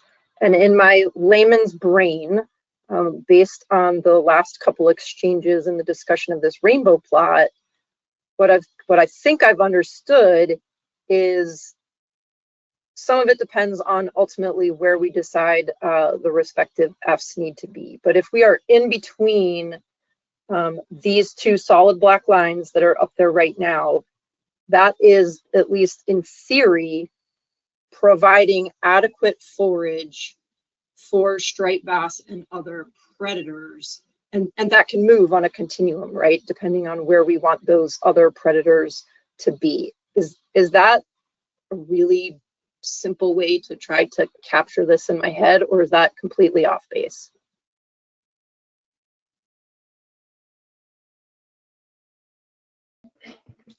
No, that's about right. But one of the things to keep in mind is if you expect to have striped bass near its target, you're going to have the Menhaden to back it up, right? So that is one of the things to keep in mind, is that this is also a bottom-up process, and that you'll find it's easier to rebuild striped bass if you have enough Menhaden in the system. Okay, thank you. And then maybe just one quick follow-up. I think, Matt, it was on your first uncertainty slide from your presentation. It went by really quickly, but I thought I saw something on that slide that specified that even with no Menhaden catch, the spiny dogfish predation would overwhelm the system or kind of take it over. I'm not sure I completely captured that. I was trying to read and listen to you at the same time. And again, I think it was your first slide on uncertainty. If you could speak to that a little bit or clarify that for me, that would be helpful. Yeah, so basically, it's the small changes in the vulnerability parameters that the model is sensitive to. The vulnerability parameters are what we sort of use to estimate the relationship between striped bass, Menhaden, and Atlantic herring, and a lot of other things. And so striped bass are more vulnerable to spiny dogfish predation. If you tweak it one way, you never get striped bass to rebuild, and if you tweak it the other way, you can rebuild it and take all the Menhaden you want. And so what we're sort of stressing is the sensitivity of that model to those vulnerability parameters. That's the uncertainty. Does that make sense?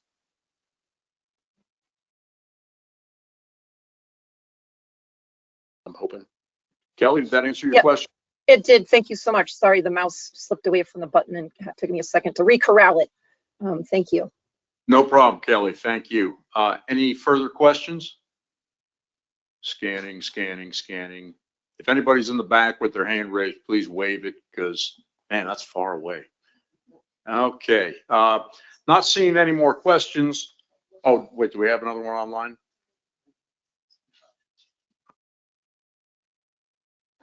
Oh. Okay. Okay, not seeing any more questions from the board. Why don't we finish up this item and then take a break? So what we need to do next, after that great discussion there, is consider acceptance of the 2025 stock assessments and peer review report for management use. And okay, we have a drafted motion here. Who would like to make that motion? Got Doug Grout. Move to accept the ecological reference points, benchmark assessment, and peer review reports for management use. And who would like to second that? I have Ray Kane.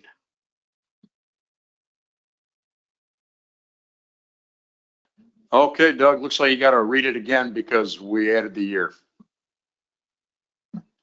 Take two. Move to accept the 2025 ecological reference points, benchmark a stock assessment, and peer review reports for management use. Thank you, Doug. Any discussion of the motion? Ray Kane was the second. Okay, and I'm not seeing any hands for discussion. Let's see if we can do this the easy way. Is there any objection to the motion? Not seeing any, then the motion is approved and the assessments are accepted for management use. The next part, I believe, kind of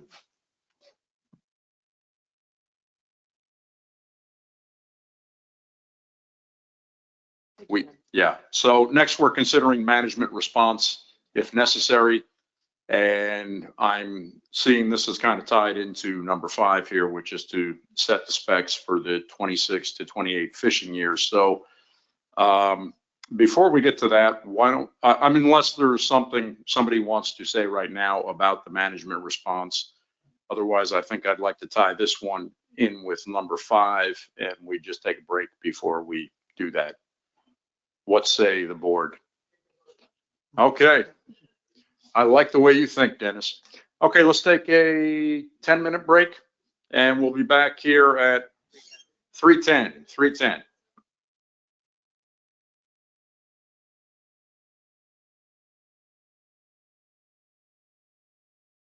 Okay, we are getting started again and we are moving on to agenda item number 5, which should be the, really quick topic of setting the specifications for the 2026 to 2028 fishing years.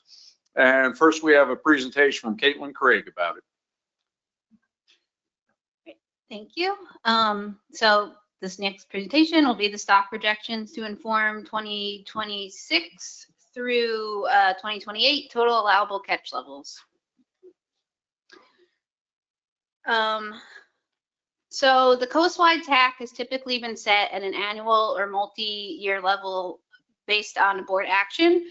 And so the board has used the best available science, which has historically or more recently been a projection analysis that uses the data from the most recent accepted stock assessment model. In setting a TAC, the board should consider what level of risk they are willing to accept. And to note, if the board is unable to approve a TAC for the subsequent fishing year by December 31st of the current year, the TAC for the subsequent year will be set at the current year's TAC. And here's just a list of the TAC since 2013, with the most recent one being 233,550 metric tons. At the spring meeting, the board requested that the projections include the tax associated with a 40 to 60% probability of exceeding the ERP target for 2026 through 2028, combined and as separate years, and then the percent risk of exceeding the ERP target and threshold for 9 different tax ranging from negative 20% to positive 20% of the current TAC and going in 5% increments. So Monte Carlo bootstrap runs were used to seed the projections, and the natural mortality and fecundity at age were resampled from the uncertainty around those parameters, and the BAM is refit using those new values. This creates a distribution of results, including estimates of recruitment for the time series and population size at the start of 2024. And so this graph just shows the uncertainty around the age 1+ biomass that came out of the Monte Carlo bootstrap analysis. Recruitment for 2024 through 2028 was predicted from a nonlinear time series analysis for each MCB run. And this has better predictive power than just using the time series median. And again, this figure just compares the nonlinear time series predictions of recruitment, which are shown with the green line, to the recruitment predicted by the base model run, which are the black line with the points, and it shows that it's able to track increases and decreases in recruitment fairly well.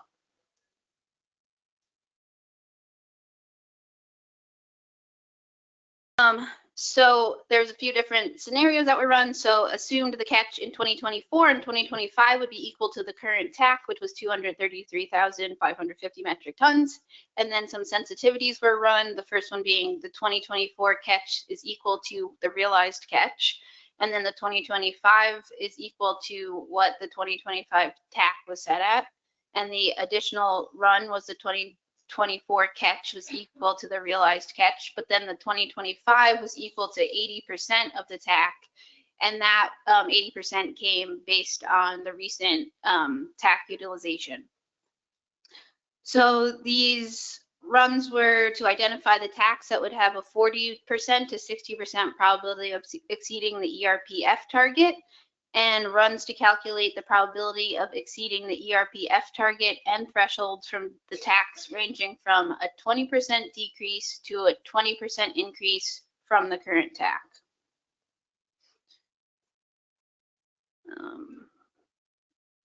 So there's just there's a few figures that we're going to show of the results to help visualize the trends, one of them being the status quo, what the TAC that has a 50% of probability of exceeding the ERPF target, and then the 20% increase in the TAC. And this covers a range of scenarios that scenario runs that were requested by the board. And after I go through some of these graphs, we'll present the table of results of all the scenarios. So these figures are the type of figure that's been showed to the board before. The blue line represents the target, and the orange line represents the threshold for fecundity, which is in the top left, and then fishing mortality F at the bottom left. The dashed black line in the center represents the median or the 50th percentile of the results, and the dotted black lines are the 25th and the 75th percentiles, with the solid black lines are representing the 5th and 95th percentiles. So for the first scenario with the status quo TAC, there's a 100% probability of being above the F target and a 4% chance of exceeding the F threshold by 2028. And there's a 50% probability of being below the fecundity target and an 8% chance of being below the fecundity threshold.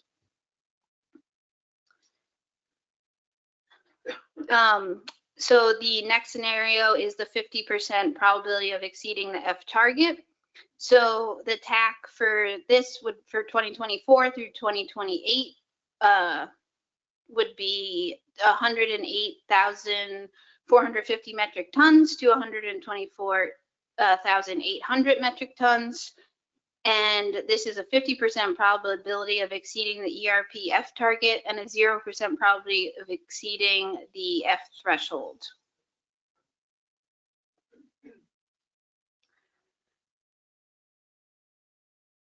The third scenario would be a 20% increase in the current TAC.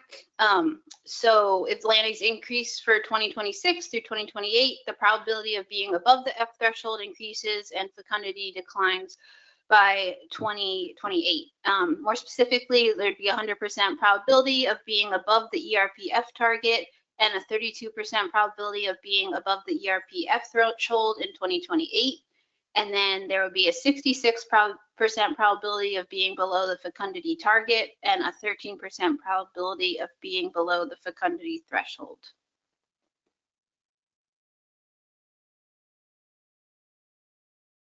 So here is a table of some of the TACs. So the TAC for 2026 through 2028, if all 3 years are the same, that would be you would pick the TAC that would result in no more than X% probability of exceeding the F target in any year. So for this, it is the lowest TAC that would be out of the 3 years. And the 50% probability that I went over with the first, or one of the scenarios from the previous figures, is bolded for reference, and it can just be seen in the middle of the table.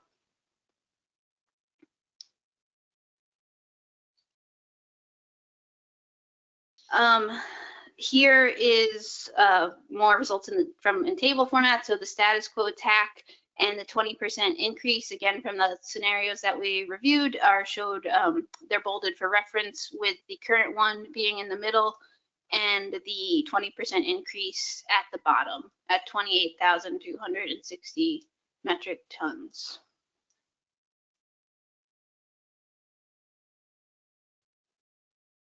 So using a lower landings estimate for 2024 and 2025 did not have a significant impact on the tax. You can see that there's some change, but it's pretty minimal.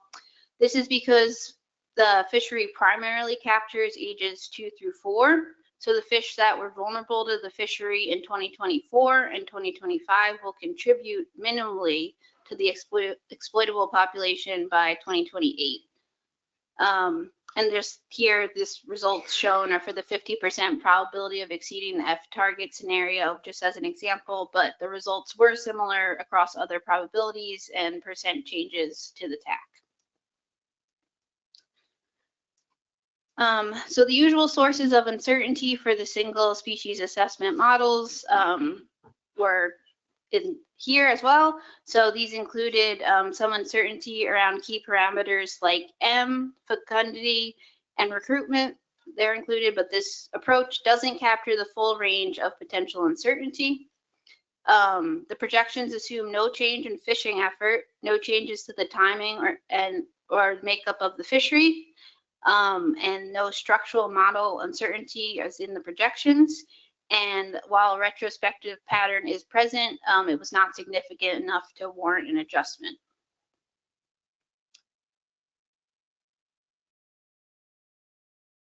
Matt had kind of gone over ERP source of uncertainty, but here's a bit more on that. So the projections do not incorporate any uncertainty around the ERP target and threshold values, because there is not currently a comprehensive quantitative way to estimate that uncertainty within the current model framework.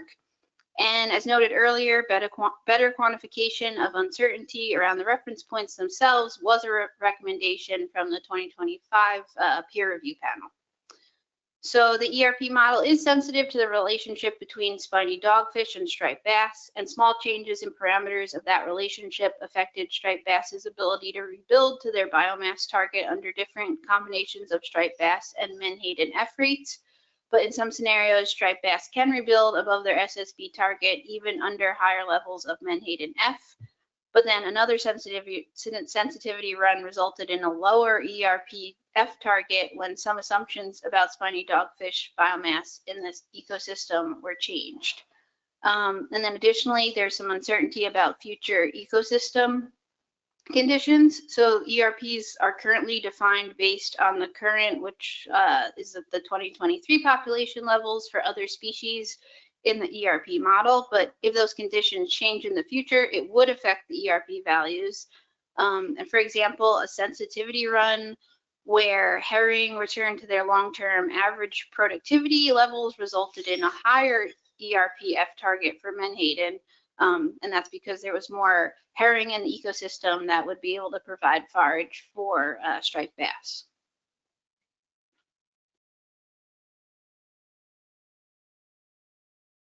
So the results of this reflect the current definition of the ERPs, but if the board redefined the ERP target and threshold, for example, using different assumptions about the biomass levels of other species in the ecosystem, either in the future or about striped bass fishing mortality in the future, the values of the reference points and the associated tax could change.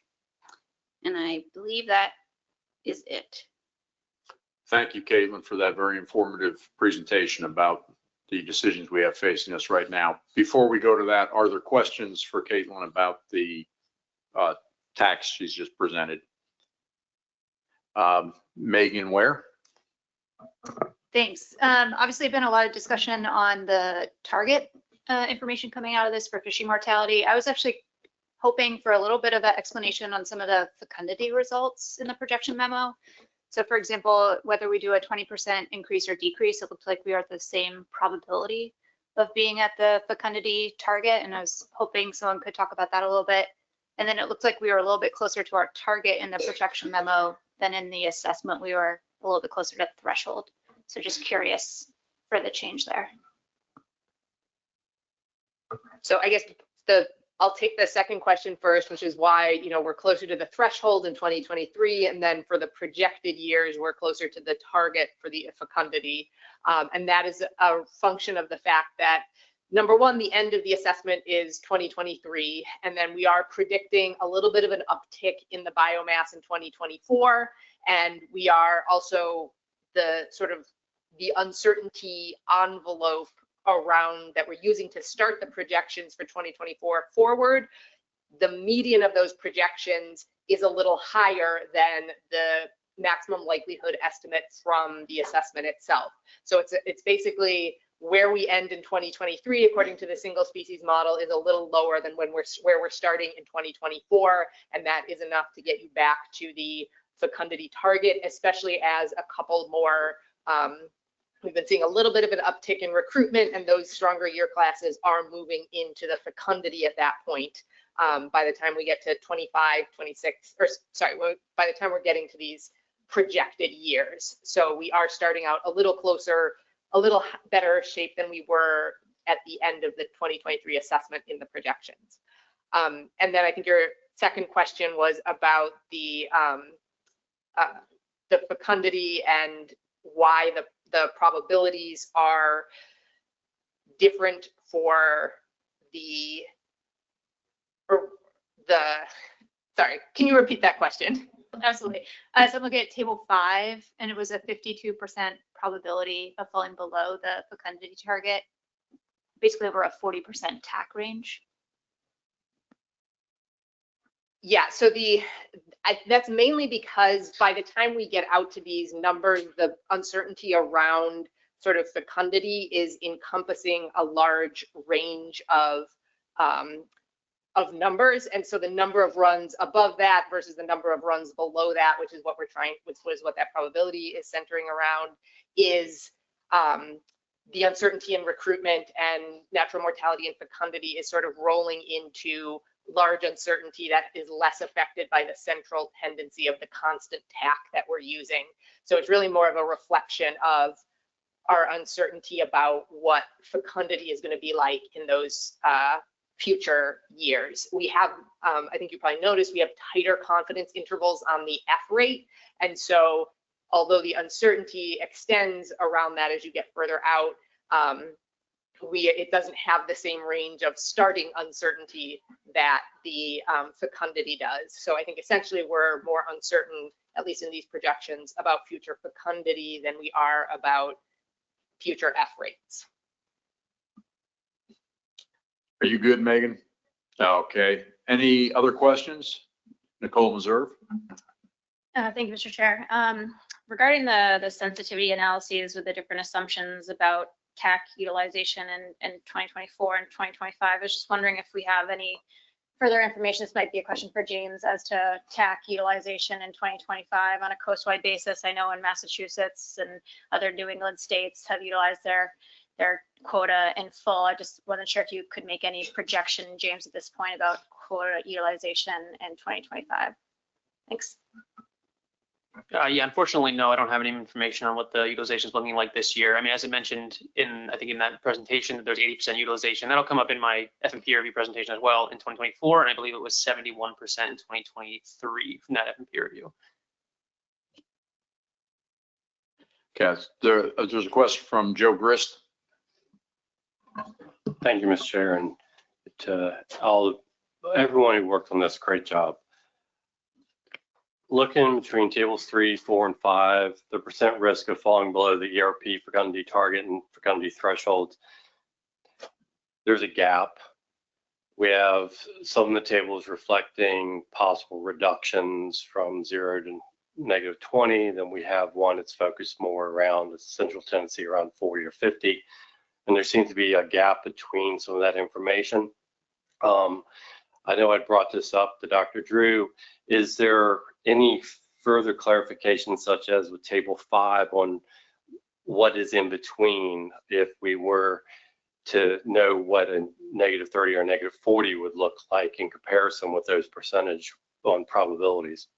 So I think if should be an extra slide at the end of this, hopefully presentation. If we go forward one, I have control, sorry. I think I have control. Okay, oops. I think it's a hidden slide, which is a mistake on my part. But I think Madeline can go from the current slide. We should be able to.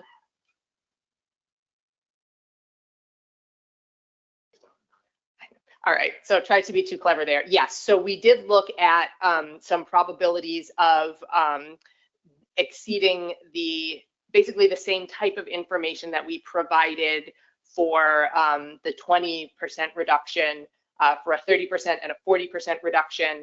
So we still have essentially for the 30% reduction by 2028, you have a 97% probability of exceeding the F target and a 0% probability of exceeding the F threshold across all 3 years. For a 40% reduction, we have a 79% probability of exceeding the F target by 2028, and again, a 0% probability of exceeding the F threshold over all those years. And then if we compare that to the fecundity information, the probability of being below the ERP fecundity target in 2028 is 40% or 35%, depending on the reduction. And then the probability of falling below the ERP fecundity threshold is still about 1 or 2%. And again, that's related to how wide that uncertainty around the fecundity values are at the end of that time, at the end of the projections. Even if we're taking a larger cut, we're still not getting down to a 0% probability just because the range is so big. But those are the numbers for, as you were saying, sort of filling out the gaps between Table 3 and Table 5.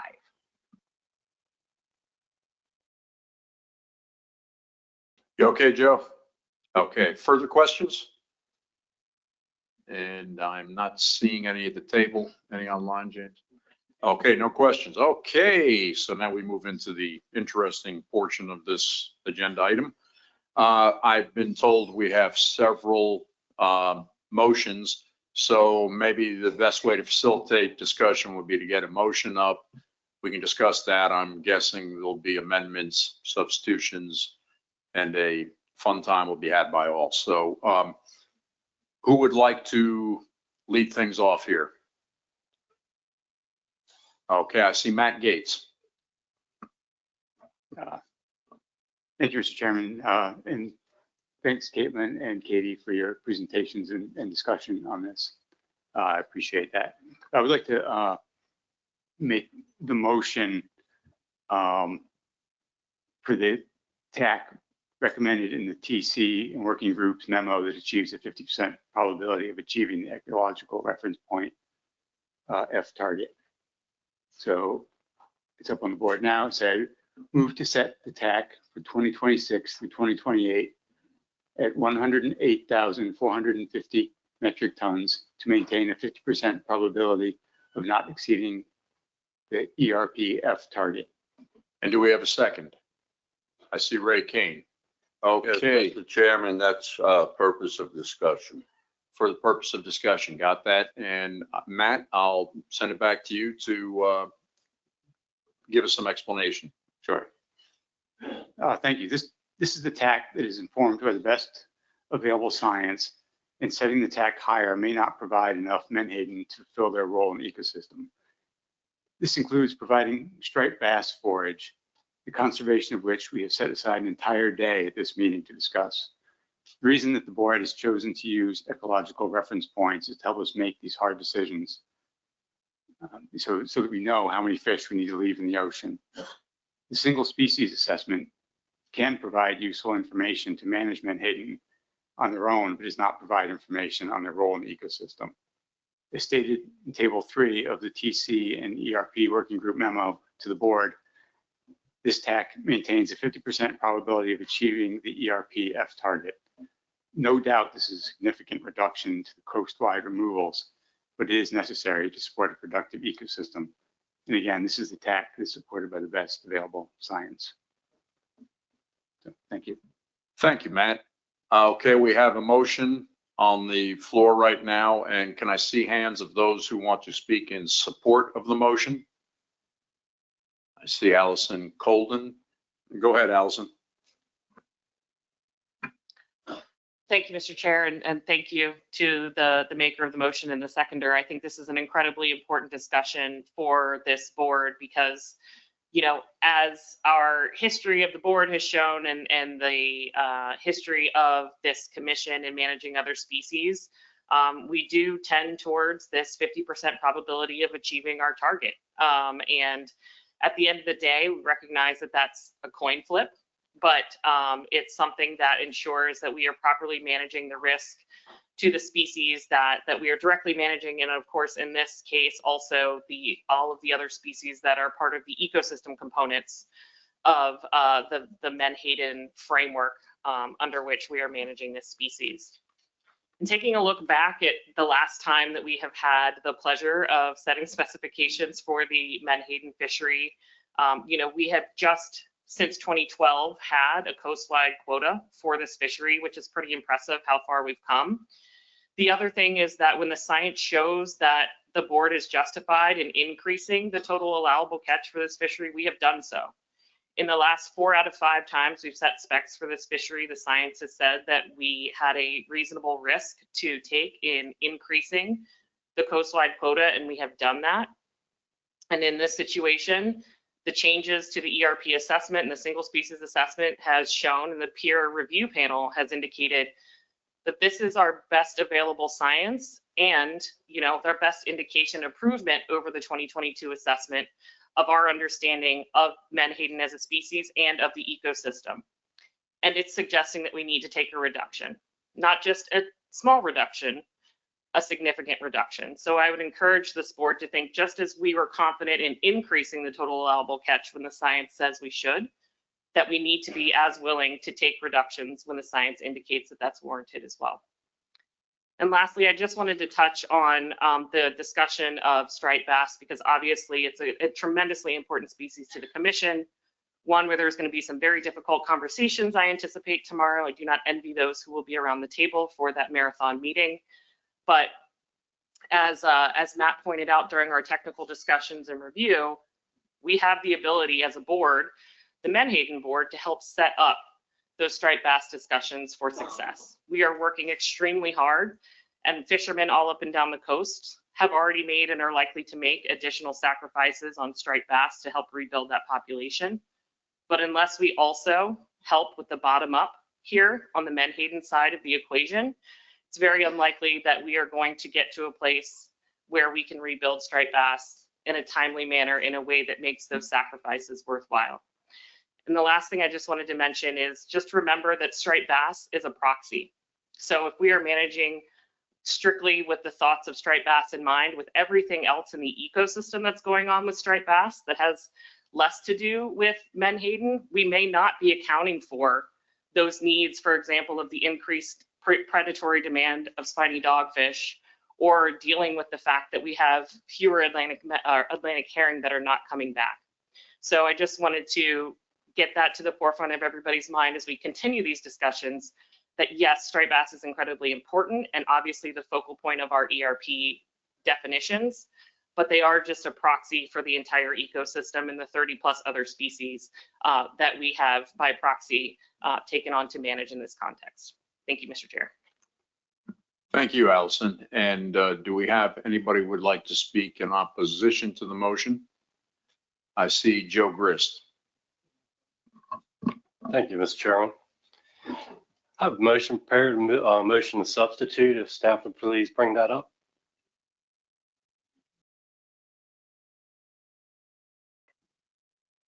Okay, we're going right to a substitute motion. All righty. We're on a tight timeline today, I understand.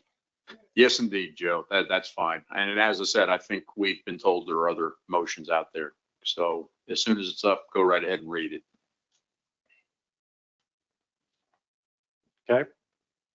Moves to substitute to set the annual Atlantic Menhaden coastwide TAC for 2026 through 2028 at 186,840,000 metric tons per year, representing a 20% reduction relative to the 2023-2025 TAC. Thanks, Joe. Do we have a second? Looking around the table for a second. Eric Reed.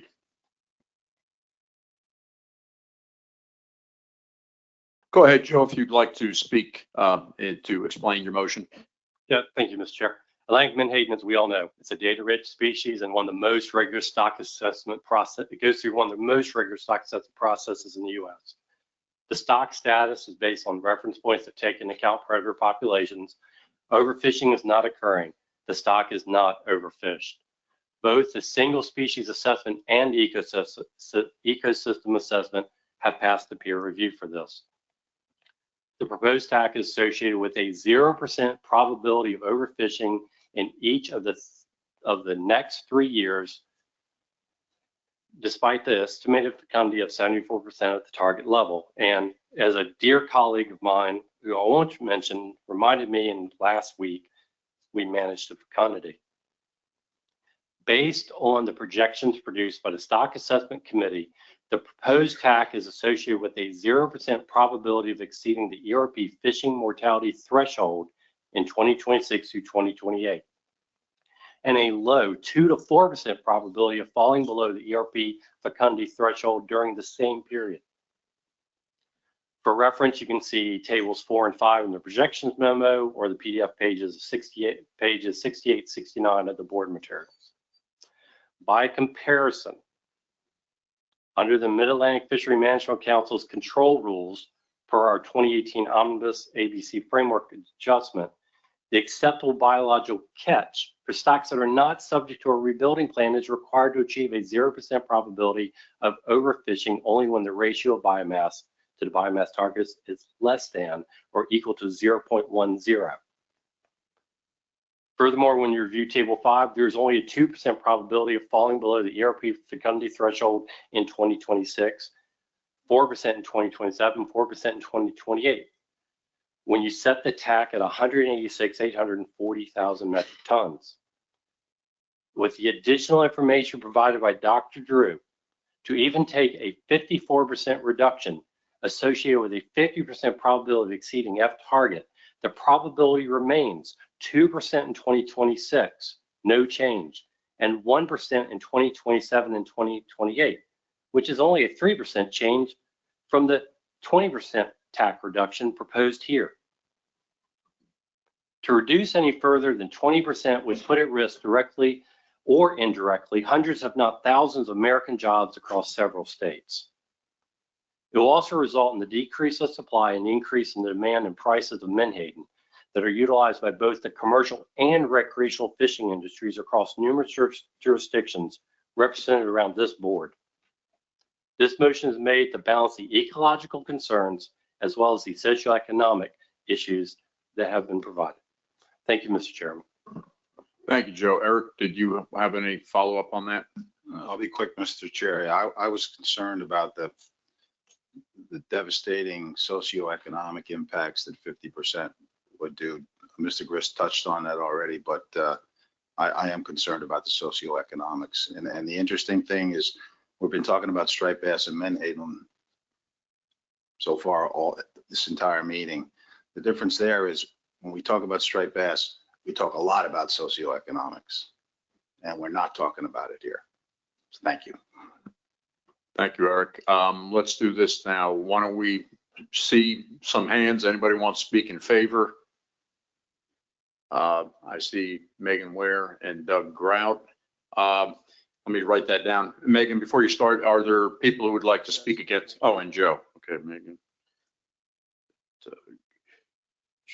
And hands of those who'd like to speak against this motion. Nicola Meserve, Rob LaFrance. Okay, we'll do the old back and forth. So go right ahead, Megan. Thanks. So in comparing these two motions, I am opposed to the underlying motion of a 54% reduction. I understand our scientific information has changed and a reduction is certainly needed, but again, to the socioeconomic impacts, I'm not sure how we can survive 3 years of a 45% reduction. Menhaden has really become essential in Maine. We don't have pairing. Bait is already the highest input cost in the lobster fishery. I think we're really struggling with profitability in that fishery, and this is only going to exacerbate that.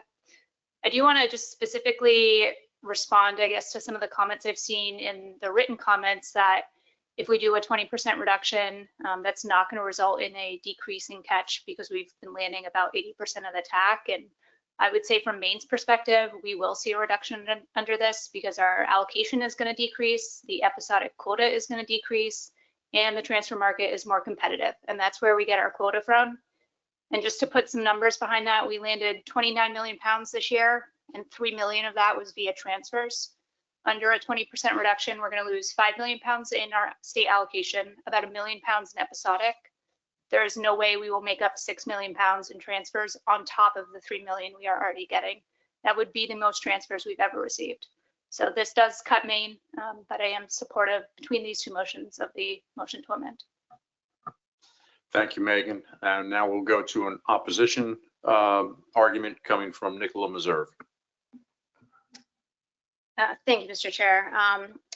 Regarding the substitute motion, I have to disagree with the statement that we managed to fecundity. The past 2 times that the board has set the TAC for Menhaden, it's been based on the ERP fishing mortality target level, and not just the threshold level, but the target level. And so it would be my preference to uphold that prior board decision and choose tax that will provide for striped bass and other species to be maintained at their target level, not just their threshold level.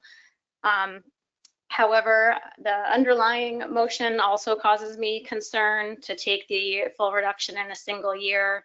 I prefer a phased-in approach that would balance the needs of the Menhaden fisheries and the industries that rely on it. And would also, provide for some time for managers to be able to assess the impacts and take some adaptive management if need be. The underlying motion also forgoes some increases that would be allowed in 2027 and 2028, even if we did go that low for 2026. So at the current time, I can't support either of these motions. And if maybe after we've dispensed with the substitute motion, whether it's up or down, I would have another substitute to consider as well, Mr. Chair. Thanks. Thank you, Nicola. Okay, next up, we have Doug Grout. Yeah, thank you, Mr. Chair. I'd like to echo some of the comments that were made by Megan about this. My concern is, over the years, we've been increasing the TAC in very deliberate stepwise increments.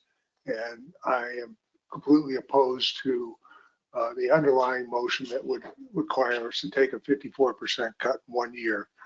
I think a phased in approach would be easier on the fishing industry, particularly in my state, the lobster fishermen that rely so heavily now on Menhaden, since we have no herring left to catch. I am also going to foreshadow some comments I'm going to be making in striped bass, that I am getting concerned with our management that we may not be able to get to the target biomass anymore because of the low production and low productivity that we've had. So to me, the important thing is to have this particular quota, which is directly linked to what we're trying to provide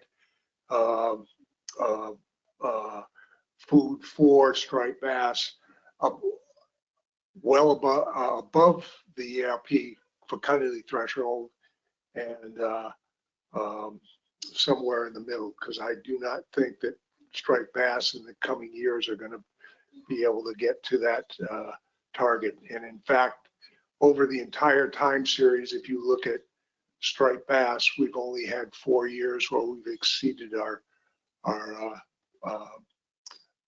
biomass threshold. Thanks, Doug. Rob, before I go to you, just wanted to remind the public that we will be taking comments once we get to the point where we're actually going to vote on a on a motion. So go right ahead, Rob. Thank you very much. Thank you, Mr. Chair. I think we have to recognize that when we set the TAC at 233,000 metric tons, the information we had, which was what we thought at the time best available science, was flawed.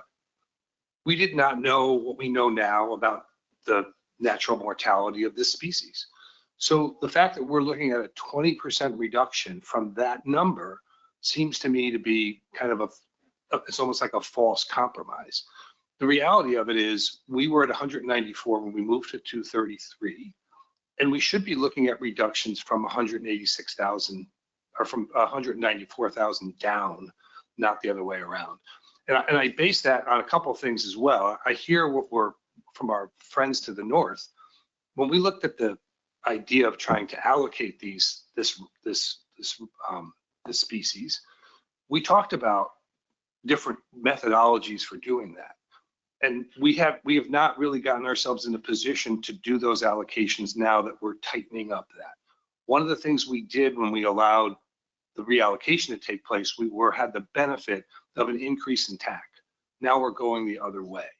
And I do think we need to revisit how we allocate, because the folks in the northern areas who use this species for bait need to have the availability of that species in the water. So I'm supportive of the underlying motion because I think it moves us in the right direction. I also think we need to rethink about how we allocate, particularly for the northern states. So thank you.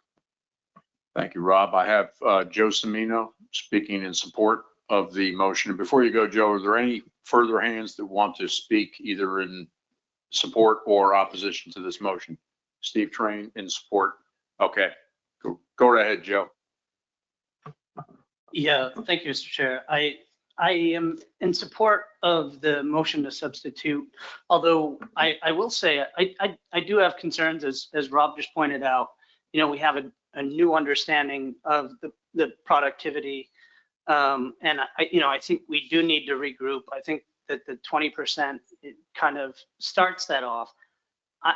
This is not a set it and forget it species, especially when you are doing multi-species management. So, you know, one of my concerns is seeing those, strong year classes that are supposed to be coming out of the Chesapeake Bay that we're not seeing.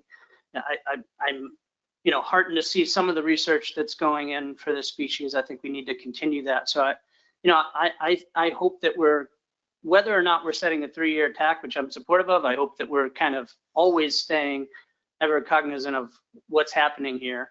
And,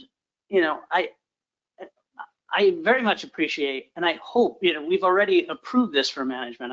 I hope that no one's questioning the science, but we also need to keep in mind something that Matt said, which is, it's the kind of, we're at the choose your own adventure part here, not the best available science part. So to say it's best available science to go to the 50%, which I don't support, is actually just what we told that group to do. And our understanding of that also needs, I think, to evolve. Although maybe spiny dogfish is in a higher place than it was when we last ran this, we know that, spiny dogfish is fluctuating. We know that striped bass are fluctuating. We have 2 species that we try and manage at multi-species levels, but it's often a tool that doesn't say, and this has always concerned me, if the needs of predators are lower, then there is more available for, for human use. And that's our whole job, is to make sure that we're doing that. So if we're saying we're going to do multi-species management, then I think we need to be willing to fluctuate if those needs aren't there in the environment, because, I don't know what we can do for striped bass. I don't know when that species will get rebuilt. I think we have to realize that there are fish on the table, so to speak, for that. So that's why I'm supportive of this. But again, even with a 3-year TAC, I think we need to stay on top of this at all times. Thanks. Thanks, Joe. Before I go to Steve, who I know is going to speak in support, is there anybody who wants to speak in opposition to this motion? Anybody else? David Borden. I'll go to David and then to you, Steve. Yeah, complicate your life, Mr. Chairman. I'm not speaking at this stage. I'm not speaking in opposition to it. I have a question. Can I ask staff a question? Certainly. Yeah, go ahead. Okay, so if a substitute motion passes, the question is, in a subsequent year, say the following year from now, if we want to change it, does it require a 2/3 vote? Yes, It's a 3-year James is saying it does. specification. Do you want to answer that directly, James? Yes, it's a final action, which would require a 2/3 majority vote to. Okay, so I'm opposed to it the way it's currently constructed. Because of that, I could accept a 20% reduction for 1 year or with a phase down strategy. So thank you, Mr. Chairman. Okay, thank you, David. Steve Train. Thank you, Mr. Chair. And while I could agree with David Borden that it might be a reservation about the time, the concept, I support the substitute. Somebody had already mentioned that as we kept increasing the harvest tonnage, we were also decreasing the fishing mortality each time we did that. I kept saying this is a dream species to manage. We're leaving more fish in the water and yet keeping more fish on the boat. Nothing has changed with the fish. Fishermen up there sacrificed tonnage they could have caught to lower fishing mortality because of the data we gave them. The input data has changed, so we see something differently. I just think if we have a problem and it has to come back down, we need to write it down with them. We don't just go down and chop down the tree. You know, we need to write it down with them. We got here. We gave them the information and told them what they could catch, and we can't just shut it off like that. So I support the substitute motion. Thank you, Steve. We have a question from Dennis Abbott. Yes, thank you. If we were to approve this motion, would the Chesapeake Bay TAC of 51,000 metric tons stay the same, or would that suffer a 20% decrease also? I'll let James answer that, but the cap is unrelated to this issue. So go ahead, James. Yeah, the Chesapeake Bay cap is set through Amendment 3, and so it would stay the same from this. Okay, I see Doug Haymans.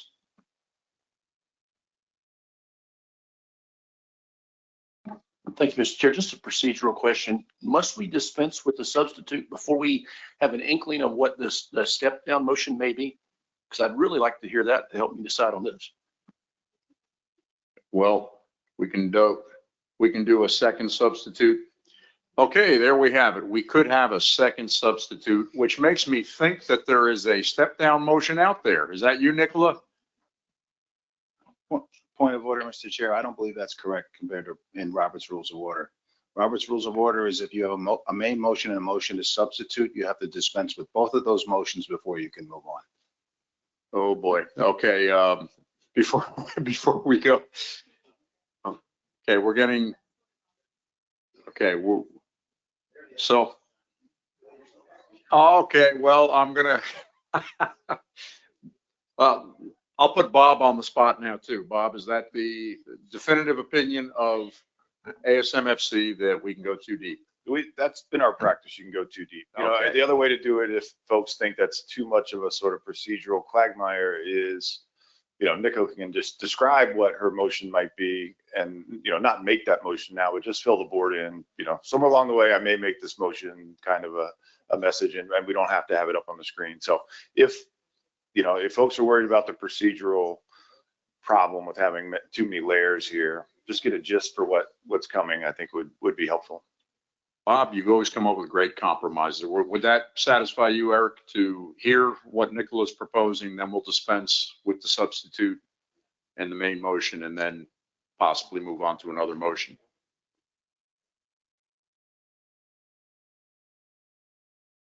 Thank you. I'll take the, I suppose so. Okay, Nicola Meserve, would you like to describe what your motion would be? Yes, thank you, Mr. Chair. I'll just give a brief preview to it without making the motion at this time. So it would still be setting 3-year specifications.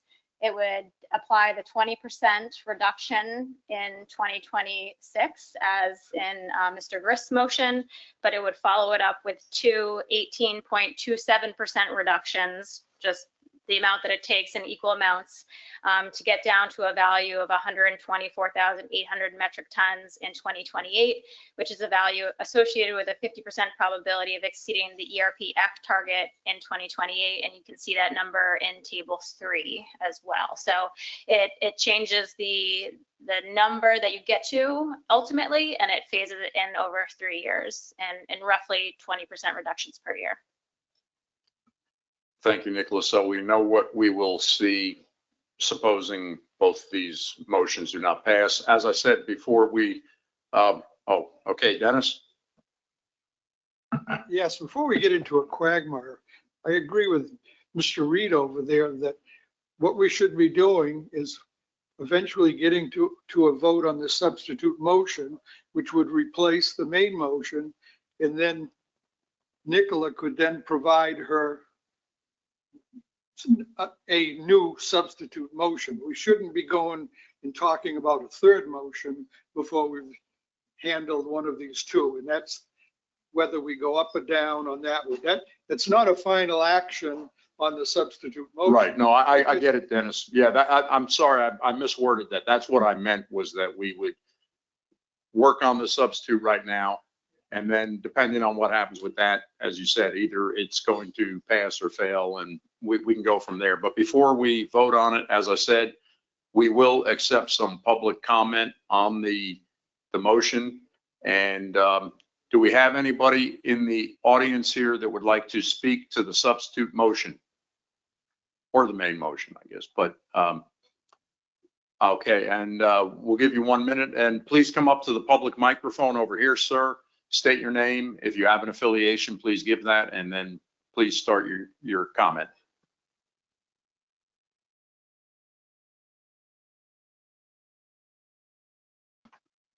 I'm Ross Kellerman with Kellerman. I own and operate a vessel engaged in the Proceeding Bay fishery. It's Kellerman Maritime for Virginia. Just would like to shed some light on the situation that will occur if major adjustments are made to the TAC. We're all well aware, or should be anyway, that the price of bait and bait products was historically high this year. Do not be misled into believing that the quantity of landed fish is the only factor affecting price. The interstate marketplace of bait products is not different than any other commodity. It's highly subject to the confidence of consumers, current events, and stakeholder changes such as business startups and shutdowns. The main idea here is that with any change in the TAC, the businessmen of the bait marketplace will absolutely take advantage by raising the price, because the prerogative of a salesman is to get as much as possible and to turn any degree of change into an opportunity. Inducing volatility into an already unstable marketplace is a terrible recipe that will only result in extremely high prices. So the lobstermen in New England will no longer be able to afford to work. The crabbers of Maryland and Virginia won't be able to afford to work. Chum prices will skyrocket, will depress recreational activity all along the Atlantic coast. Thank you. Thank you, Mr. Kellum. Okay, was there anybody else who would like to speak to the motion from the public? I see a raised hand there. Please come to the microphone, sir. Why don't you guys just line up there, and if you'd like to speak, and you'll each have a minute before you make your comment. As I mentioned, please state your name and your affiliation if you have one. Yes, Okay, sir. go My right name ahead. is Thomas Moore. I'm a 5th generation Menhaden boat captain for Ocean Harvesters. I have a crew of 15 men. Most are here today. They are also generational workers.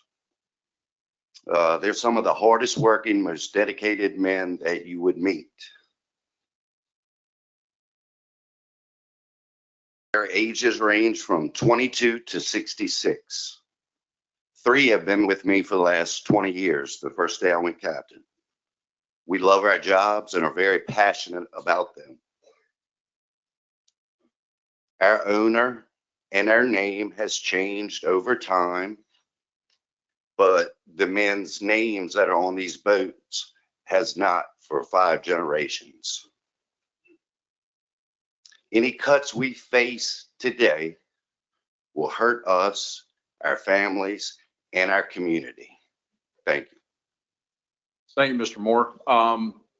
Can I just ask for a show of hands, anybody who's standing up right now, are you all speaking in favor of this motion? Or are you all opposed to this motion? Okay, all in favor. What we'll take two more in favor. If there's no in opposition, then we will stop public comment there in the interest of time. And I appreciate that. Sorry, I can't accommodate everybody here, but we do have a time restriction. So I'd like to speak in opposition. okay, and I'll allow 3 in opposition then, in addition to the 3 in favor. Okay, so Opposition to the substitute. right. I understand, Tom. Go right ahead, sir. Thank you, Mr. Chair. Good afternoon. My name is Kenny Pinkert. And as the fellow before me, I'm a 3rd generation fisherman with 2 nephews who are 4th generation fishermen seated behind me. And I basically come to say that I'm also the vice president of the United Food and Commercial Workers Union Local 400, representing these fishermen for over 30 years. I retired off the boats in 2022, but I've been serving in this capacity, coming before boards like this and commissions and what have you. And I speak for all working people in Virginia. We're in a time now in Virginia that Virginia middle class jobs are suffering. From Northern Virginia with the Doge that you all have nothing to do with, from the furloughs, which you all have nothing to do with, but you all do have something to do with the livelihood of these gentlemen behind me. I would just like for the fishermen, the captains, and the crews that I've been working with for 30 years just to stand so you can see who's sending this message back to Virginia.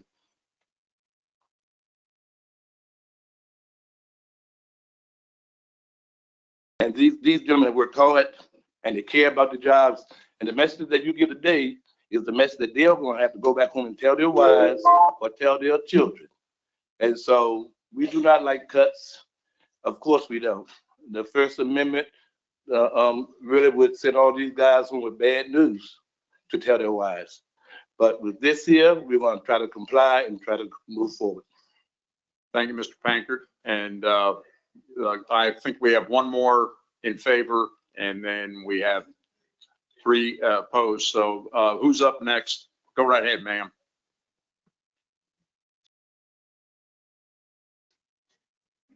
I'm opposed to the first motion. I hope that counts.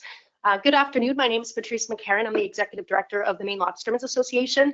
Excessive quota cuts in a fishery that is not overfished and where overfishing is not occurring represents an overcorrection that would cause significant harm to Maine's lobster industry. Maine's lobster fishery is a small boat fleet of 4,300 lobstermen and 800 students, all of whom are owner-operators that sustain local families in Maine's coastal economy. About 400 of them are also Menhaden harvesters. They've long depended on fresh local bait, but the bait supply has diversified due to herring cuts and prices have skyrocketed. Imported baits now face tariffs of up to 30%, and Maine's infrastructure for storing frozen bait is very limited.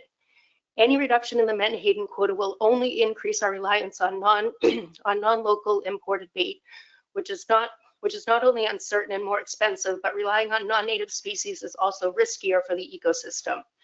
The MLA urges you to address the importance of Menhaden bait fishery to Maine's lobstermen, our coastal communities, and marine ecosystem by limiting quota reductions to 10%. Thank you for the opportunity to speak on behalf of our members. Thank you very much. And our next up in opposition will be Mr. Lilly. And I think, was it you, Phil, that also? Okay. And you go right after Tom, Phil.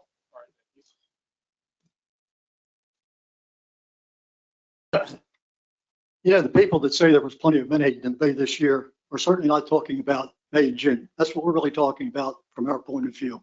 Is there enough menhaden in the bay to sustain the striped bass? Because the truth is, folks, our striped bass fishing in the bay is in a catastrophic failure. 19 of the 20 striped bass charter fishermen in the Summers Cove Marina have gone out of business in the last 4 years. Even the people that know how to catch the fish in the river where I am are not catching anything. You know, when people say there was plenty of menhaden in the bay this year, that's not true. Practically no menhaden came into the bay in May and June. The factory boats, as you all know, sat at the dock for 1 solid month. It did not fish the first month of the season because there were no fish. Up on Tillman Island, where the wholesalers buy the menhaden from our few Maryland Menhaden Waterman. Nothing was brought in for the first 6 weeks of the season. So that's the situation in Chesapeake Bay. We don't have Menhaden. And as I pointed out to you earlier, the reason wrap they're it up, not coming in Thanks. is because you are allowing the fishery to catch thousands of the pre-spawn schools in the bay, and they never get out into the spawning grounds. That's one thing that has to be addressed. Okay, thanks, Tom. Thank you for your comment. And up next, we have Phil Zalzak.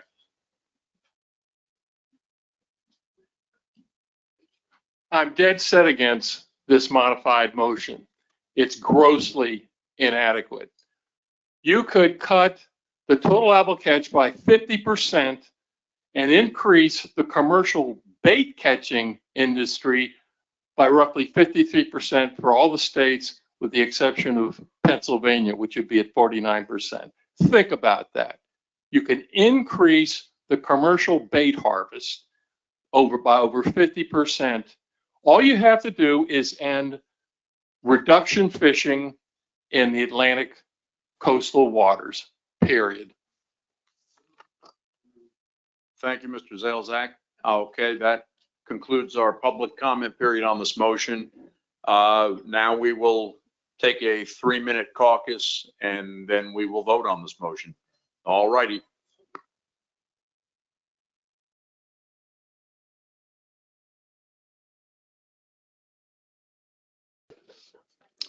Doug, is Georgia ready to vote? Okay. All right. It looks like all states have made a decision, so let's see the hands of all those in favor. Raise them high so they can be counted. Thank you. New York, New Jersey, Florida, Georgia. Right, I need faces to lean forward. Is that South Carolina? So far. All right, I think I have Virginia, PRFC, Delaware, Maine, New Hampshire, NOAA Fisheries, and Fish and Wildlife Service. Okay, hands down. And now those opposed to this motion, please raise your hands.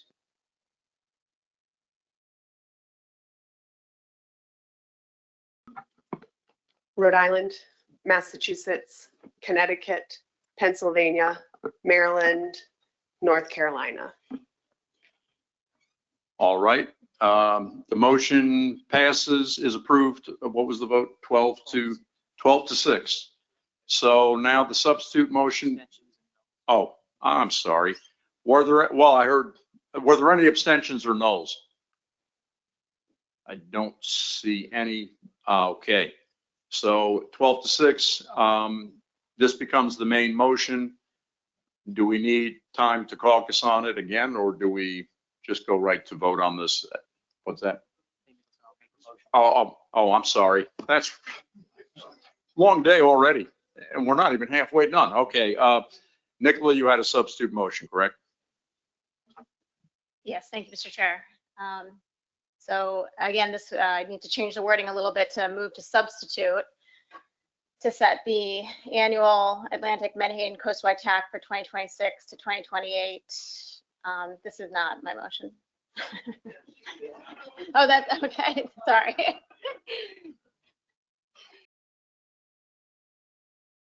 Okay, thank you. Move to substitute to set 3-year specifications for Atlantic Menhaden with the following tax: 2026 equal to 186,840 metric tons, 2027 equal to 152,700 metric tons, and 2028 equal to 124,800 metric tons. And do we have a second?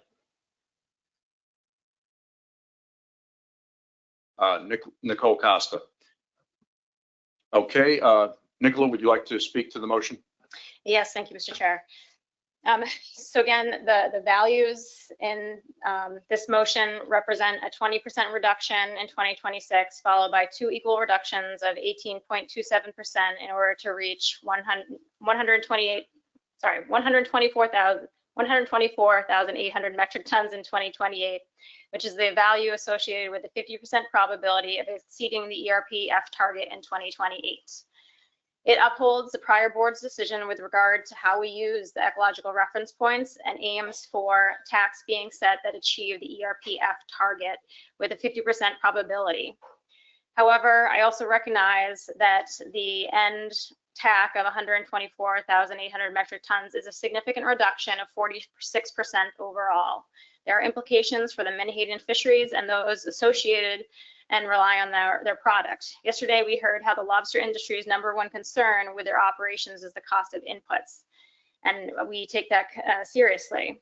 So by phasing it in over 3 years, it does provide for a little bit more stability, time for the industries to adapt, or for us as managers to consider other tools in the toolbox to better balance the needs of the fisheries before we get to year 3. I also have comfort with phasing in the end TAC over the 3 years based on our current definitions of the ERPF targets. As we heard Katie Drew discuss, the ERPF threshold is defined as supporting striped bass at their biomass threshold, which is where we currently are. However, we are working on a rebuilding plan for striped bass to get to their biomass target, and that has not yet been abandoned as our goal for striped bass. So if we continue to aim for the target with the ERPs, then we'll be supporting striped bass both now at their threshold level and the target that we try to get to within several years.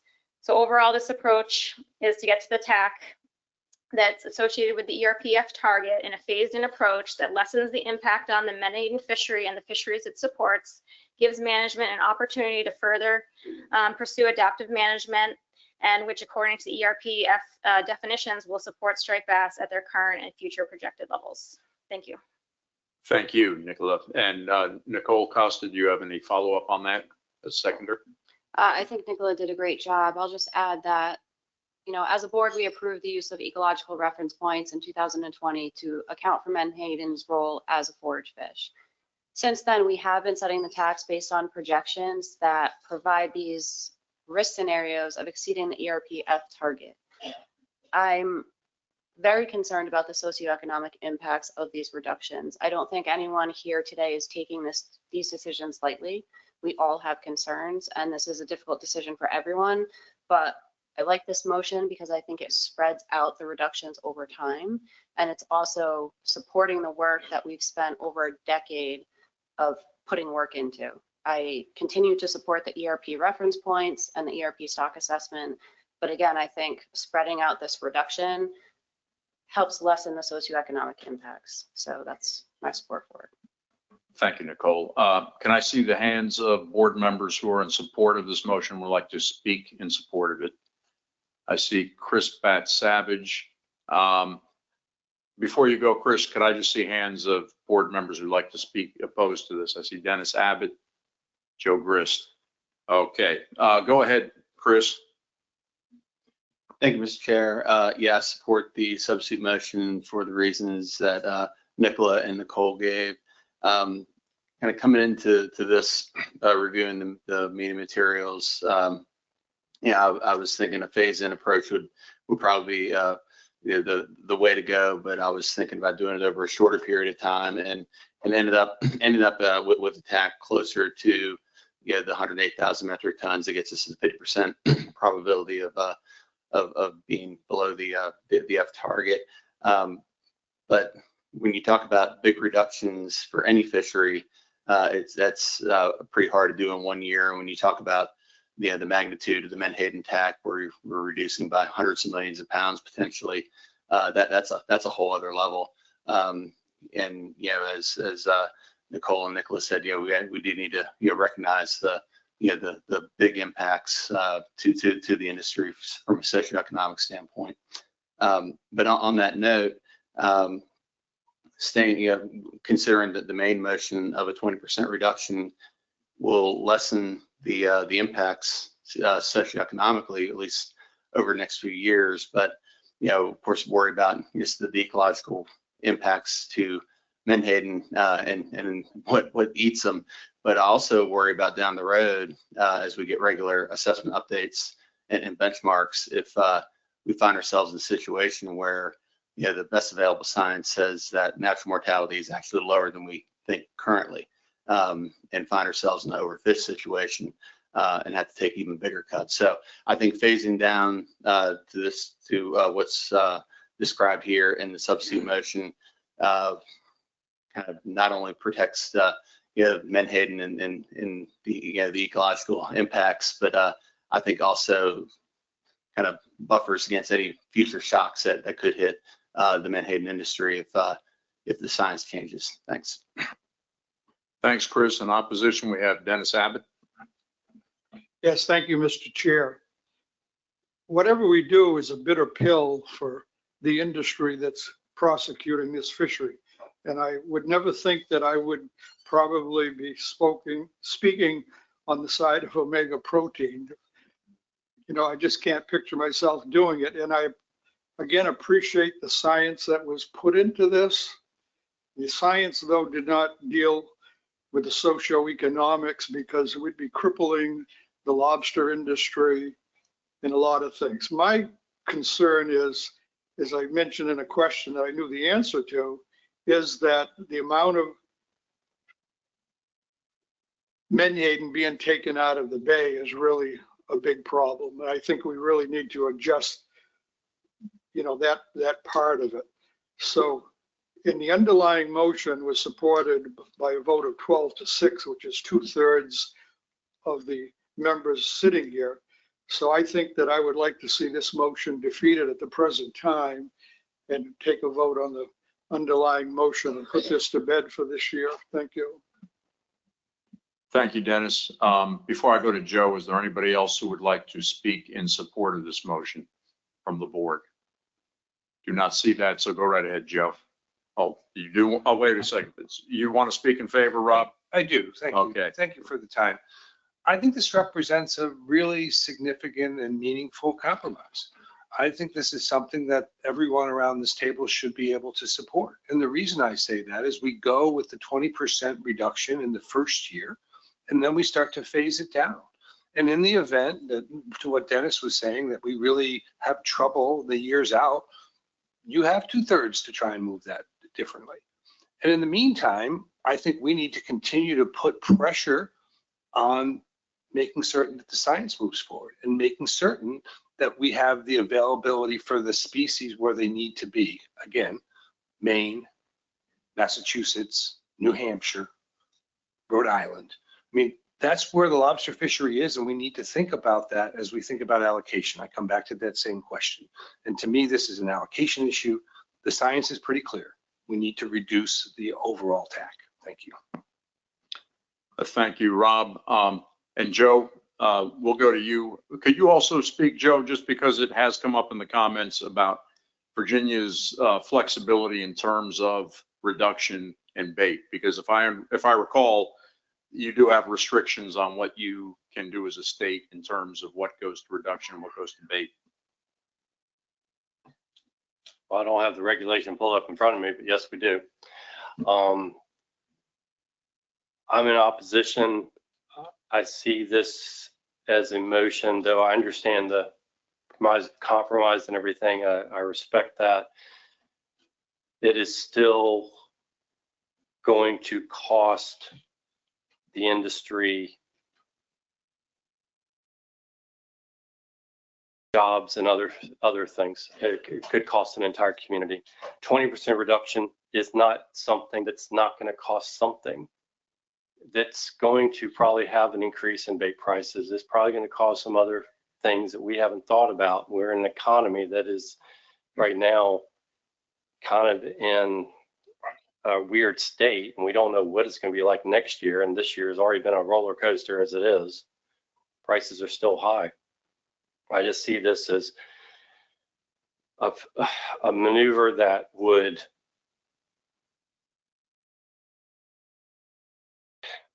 end up just socioeconomically, it's going to cost jobs. It's going to cause an issue. And I think Mr. Reed hit it right. With striped bass, we talk about socioeconomic all the time, and this one we don't. And that's kind of strange considering it has the best stock assessment of any species we deal with.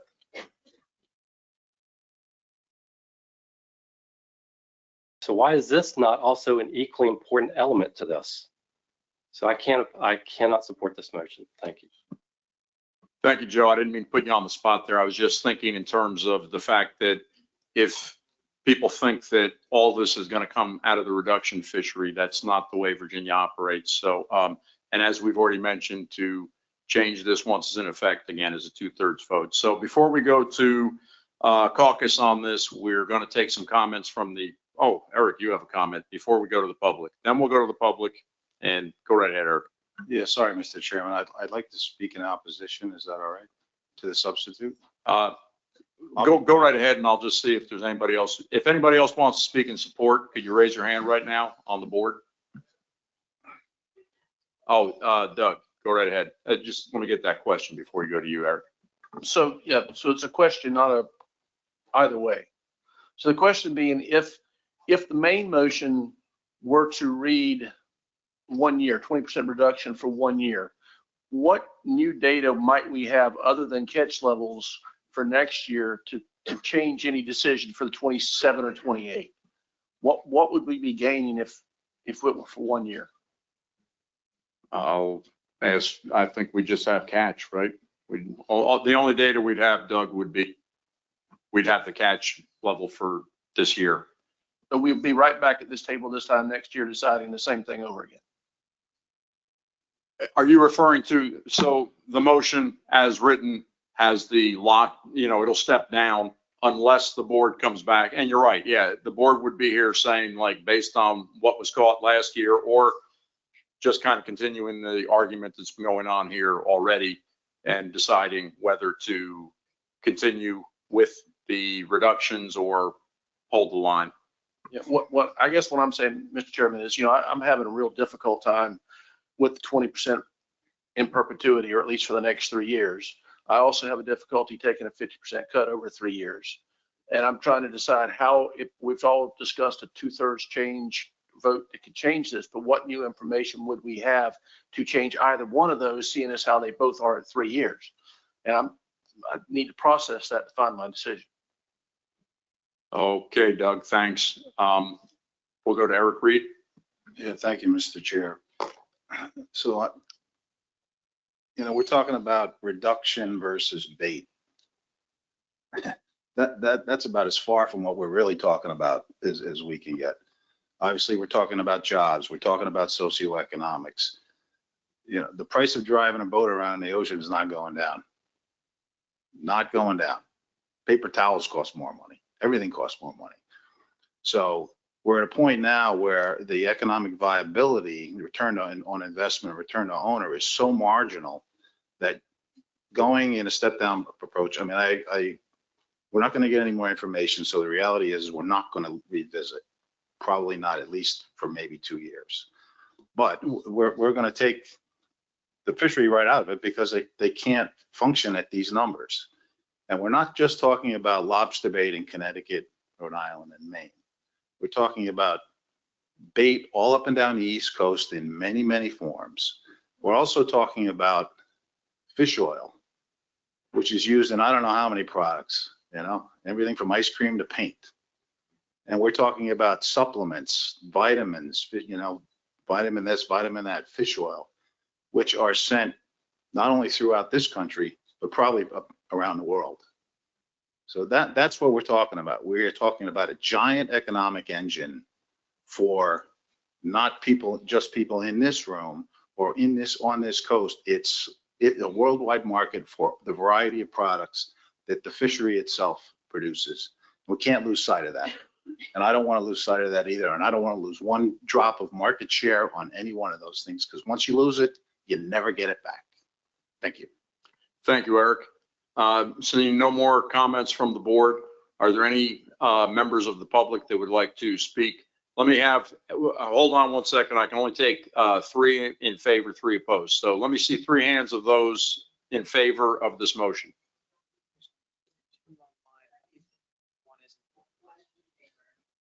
Okay, we have 1 in favor online.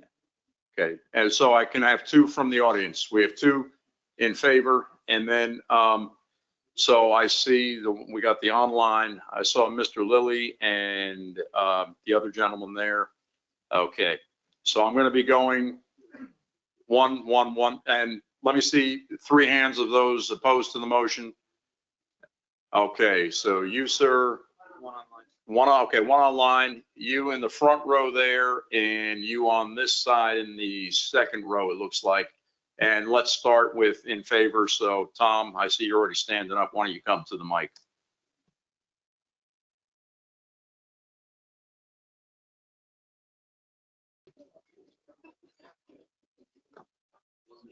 Speaking in favor of the substitute motion, it itself is, you know, a substantial reduction in what you saw originally with the error in the assessment. You know, the function of the first function of the commission, I think it's fair to say, is conservation. And when we say conservation, we mean conservation versus exploitation. So the substitute motion, the gradual, the change with a gradual decrease over the years, that's a good compromise. It supports conservation. And remember, what we're talking about here is the saving the commission's flagship species, the striped bass. And when we talk about jobs, the striped bass business, recreational, commercial across the Atlantic coast, is over $1 billion industry. There are 100,000 jobs involved. There are 25,000 small businesses involved. That's the thing that we need to work toward to save. That's the objective of conservation. And that's what you can do. Thank you, Tom. Okay, now I'm going to take one opposed to the motion. I think it was, yes, right. You, sir, you can come to the microphone. State your name and affiliation and then begin your comment. Yeah, Brian Collins. I'm a citizen of Virginia in the public. And I'm concerned about this group because it doesn't seem like you all are taking into account the Chesapeake Bay ecosystem. Chesapeake Bay is the nursery on your website. It says 70 to 90% nursery of all East Coast striped bass. How can that not be in the equation? That's nutty as far as I can see. I mean, if you're trying to save rebuild striped bass, which is a statutory responsibility, why isn't all the attention on the Chesapeake Bay? They're taking out every school in the Bay. I mean, when you talk about socioeconomic, and I understand that, you know, there's 100K jobs in 2016 in striped bass, $8 billion industry in 2016 dollars is half that now. The Bay is dying, Chesapeake Bay. You'd like to talk to the fishermen, there's no schools in the Bay. Excuse me, sir. This was for somebody opposed to the motion. Are you in favor of the motion? This was opposed to the motion, right? My Yes, comment? Opposed. Yeah, Opposed you sound like you're speaking in favor. I see what I'm saying. Okay, well, I know that. I apologize for not clarifying. What I think is to leave, to phase it in so slowly is risky because the Bay is already gasping for breath. Blue crabs are all-time low. Striped bass are pretty much gone. Osprey nests are failing. It's terrible. And I don't hear anybody talking about this factor of 70 to 90% of the striped bass come out of Chesapeake Bay, and industry can take every one of the Menhaden schools out of the Bay. There's no requirement for them to leave one fish in the Bay.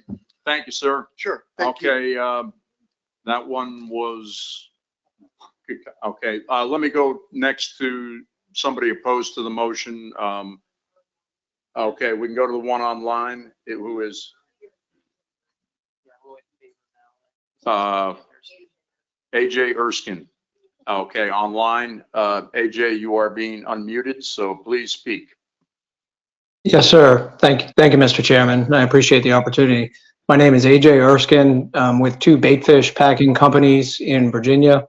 One company packs bait for the crabbing industry up and down the East Coast.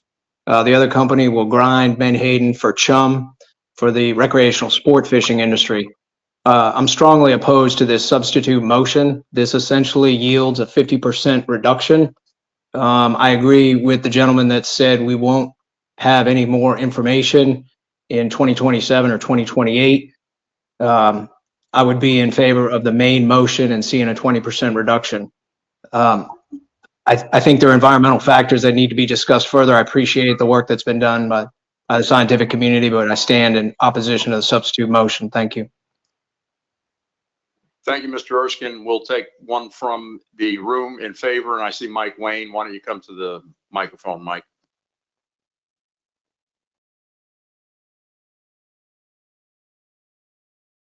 Thank you, Mr. Chairman. Mike Wayne with the American Sport Fishing Association.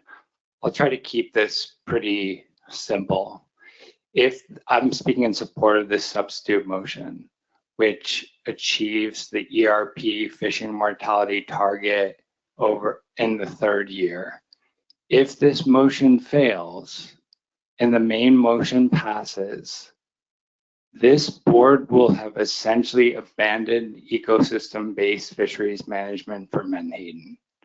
I do not see a path in which passing the main motion also means this board is managing Menhaden for the ecosystem. Thank you. Thanks, Mike. And in opposition, I have the gentleman in the second row there. Yep, you're coming to the microphone. Step right up, sir.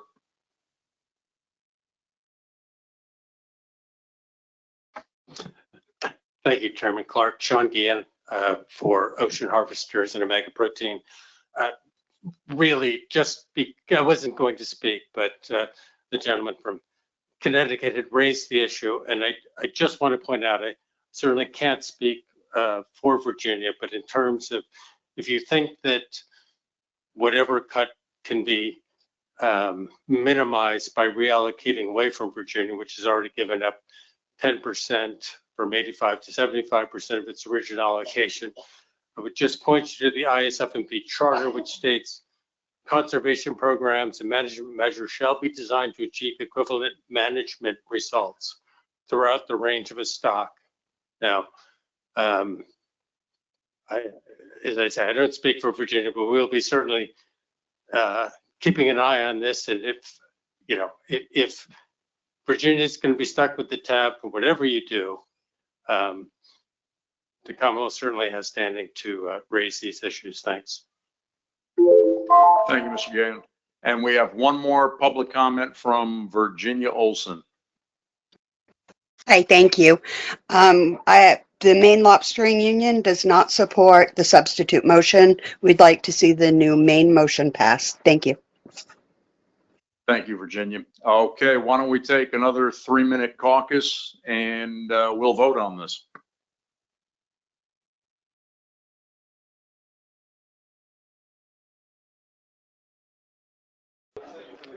Okay, is everybody ready for the question to be called here? Okay, quiet, please. Quiet in the room. It is time to call this question. Is everybody ready for that? Looks that way. So all those in favor, please indicate by raising your hand. Rhode Island, Massachusetts, Connecticut, New York, Pennsylvania, North Carolina, Maryland. All righty, hands down. All those opposed, please raise your hand. New Jersey, Florida, Georgia, South Carolina. You gotta raise that hand higher for me, Ben. Blend. Virginia, Potomac River Fisheries Commission, Delaware, Maine, New Hampshire, NOAA Fisheries, and Fish and Wildlife Service.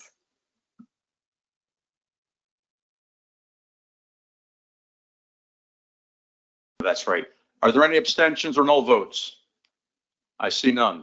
Okay, so the tally is, the motion fails 7-11. So the main motion is still on the floor, but I've been told we have Ms. Costa has another motion she'd like to make. Thank you, Mr. Chair. I think staff has my motion ready. Yep. So I would move to substitute to set the TAC for 2026 at 186,840 metric tons. This represents a 20% reduction from status quo, and revisit the 2027 TAC and 2028 TAC at the 2026 annual meeting. And if I can get a second, I'll provide some rationale. We have a second by Senator Peake. Go right ahead, Nicole. Thank you, Mr. Chair.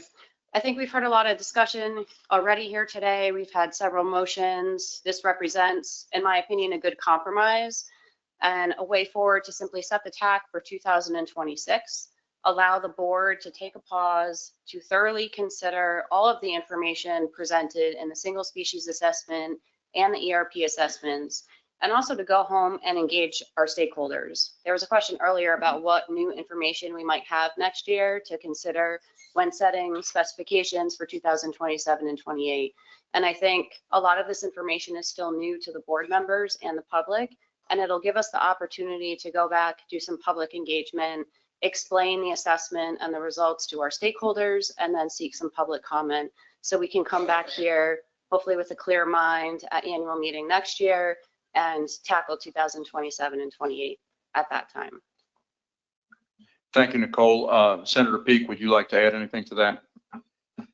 Sure. Just in simple terms, I've heard expression of a lot of confusion and uncertainty around the table. I think this sets the TAC at a reasonable level and gives us the opportunity to revisit it. It's a do no harm and do some good kind of compromise, and I would encourage people to support it. Okay, can I just get a clarification from James or Tony? If the board does not revisit this next year, would the tax stay where it is for the following year? Okay, so it's been confirmed. So what this is doing is kind of addressing a point that Doug Hayman's brought up before. If we set this for 1 year, it's set. If we don't do anything next year, it stays where it is. Although, as just mentioned by Ms. Costa, the board has a chance to revisit this, possibly do further reduction, possibly leave it alone, whatever the board wants to do. So I just want to clarify that. Do we have any?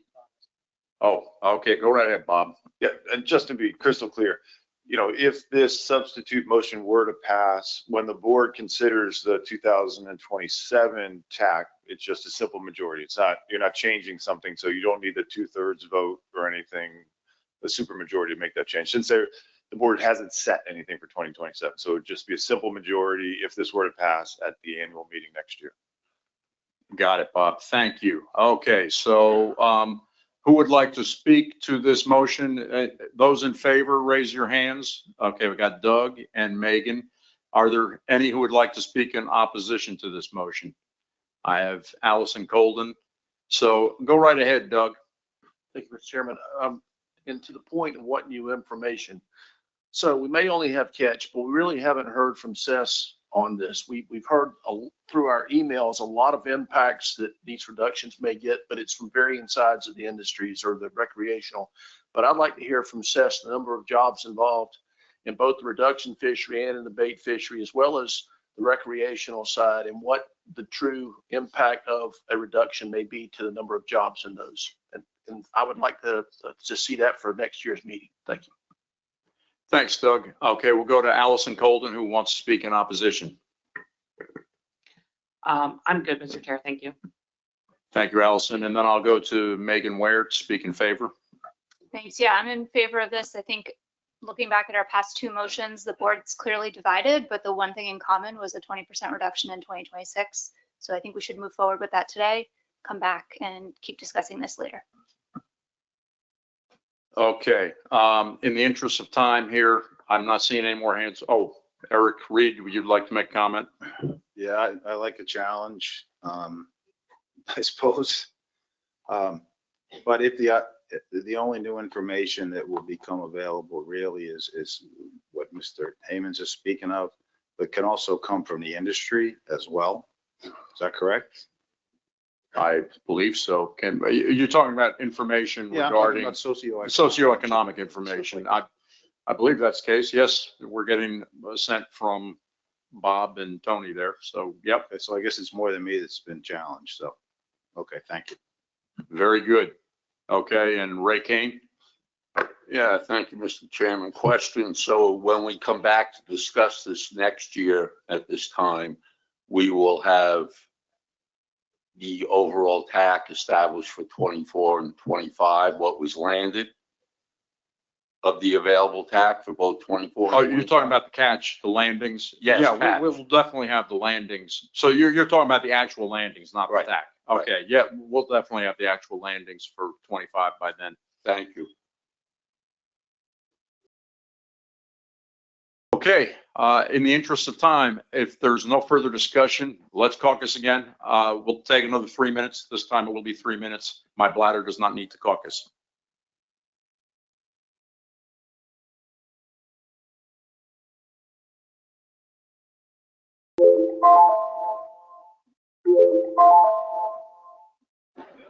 Okay, let's get ready to vote, everybody.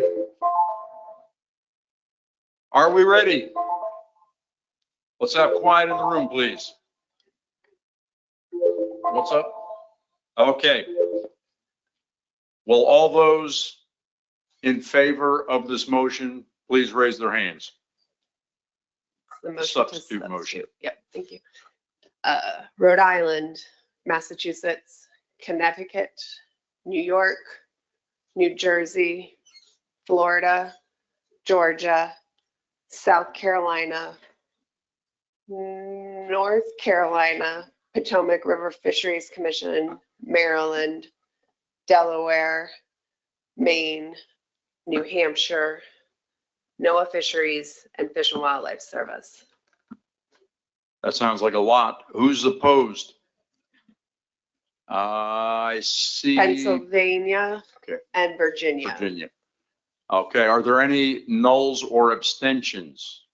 Not seeing any. What's our tally, James? 16-2, the substitute becomes the main motion. Now that it's the main motion, before we take a final vote on that, we will take 2 more public comments, 1 in favor, 1 opposed. Did you say there was? Okay. Okay. Okay.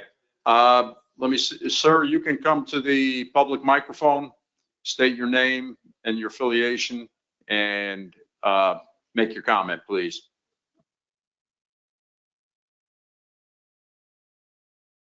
Let's see. Are you both on? Yeah, the gentleman is close to the microphone right now. Are you both in favor or opposed? Opposed. Okay, you're both opposed. So just one of you, please make a comment.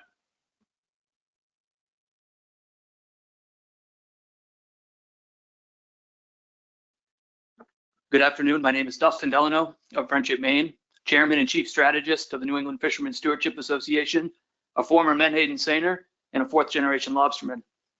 If we're revisiting this in 1 year, we shouldn't be considering anything more than a 10% cut, which would be a 0% chance of overfishing in the first year. I urge the Commission to avoid these drastic cuts. Even the lesser cut of 20% will have devastating effects. The science clearly shows Menhaden are not overfished, and overfishing is not occurring. The fishery is Marine Stewardship Council certified, providing it being managed responsibly and sustainably. We also have to recognize the scientific uncertainty in the models being used. These big swings in results, driven by sudden modeling corrections, come out of left field and erode confidence in this process. That uncertainty should be a priority concern, not a reason for overreaction. The current measures already keep the stock healthy and the risk of overfishing extremely low. Further sweeping cuts won't help the resource, but they will hurt working fishermen, bait suppliers, and the lobster and crab fisheries that depend on Menhaden. Thank you. Thank you, Mr. Delano. Is there,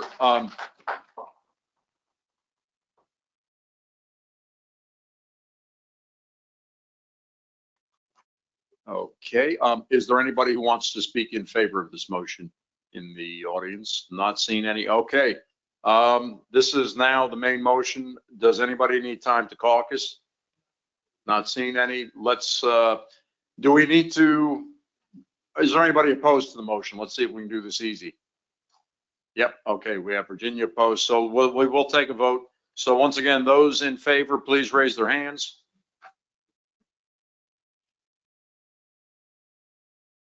Rhode Island, Massachusetts, Connecticut, New York, New Jersey, Florida, Georgia, South Carolina, North Carolina, Potomac River Fisheries Commission, Maryland, Delaware, Maine, New Hampshire, NOAA Fisheries, Fish and Wildlife Service.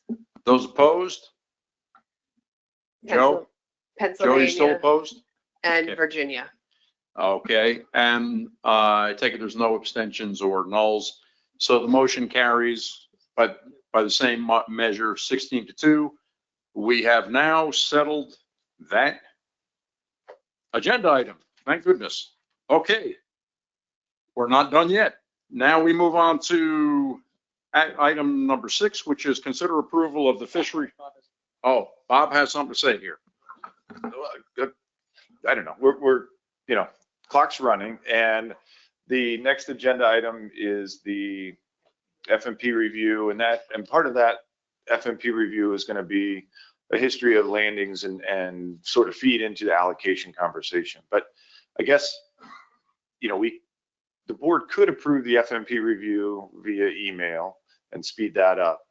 But if there's interest in reallocation, which I haven't heard anyone say there is necessarily right now, then we'll go the other way. If there's no interest in reallocation, I think we can probably change the FMP review to approval via email, and then we can move forward but I think in order to make that change, you would need to verify that no one wants to have a conversation about reallocation at this point to initiate, because reallocation would have to be done. That's exactly what we were, I know when James and I spoke about this, that if there was no interest in reallocation at this point, we could just put, as you said, we could do the FMP review by email, because I know Maryland is very much concerned about getting to the following agenda item. So let me just ask for a show of hands. Is any state or jurisdiction looking to revisit allocation at this time? And, Nicola Meserve? Thank you, Mr. Chair. I don't want to have that discussion today, but if we don't have it today, I'd ask that it be on the annual meeting agenda for 2026. If we bypass it today, if that's possible, when we are also talking about setting the TAC for 2027. Sounds good to me. I won't be the chair. So,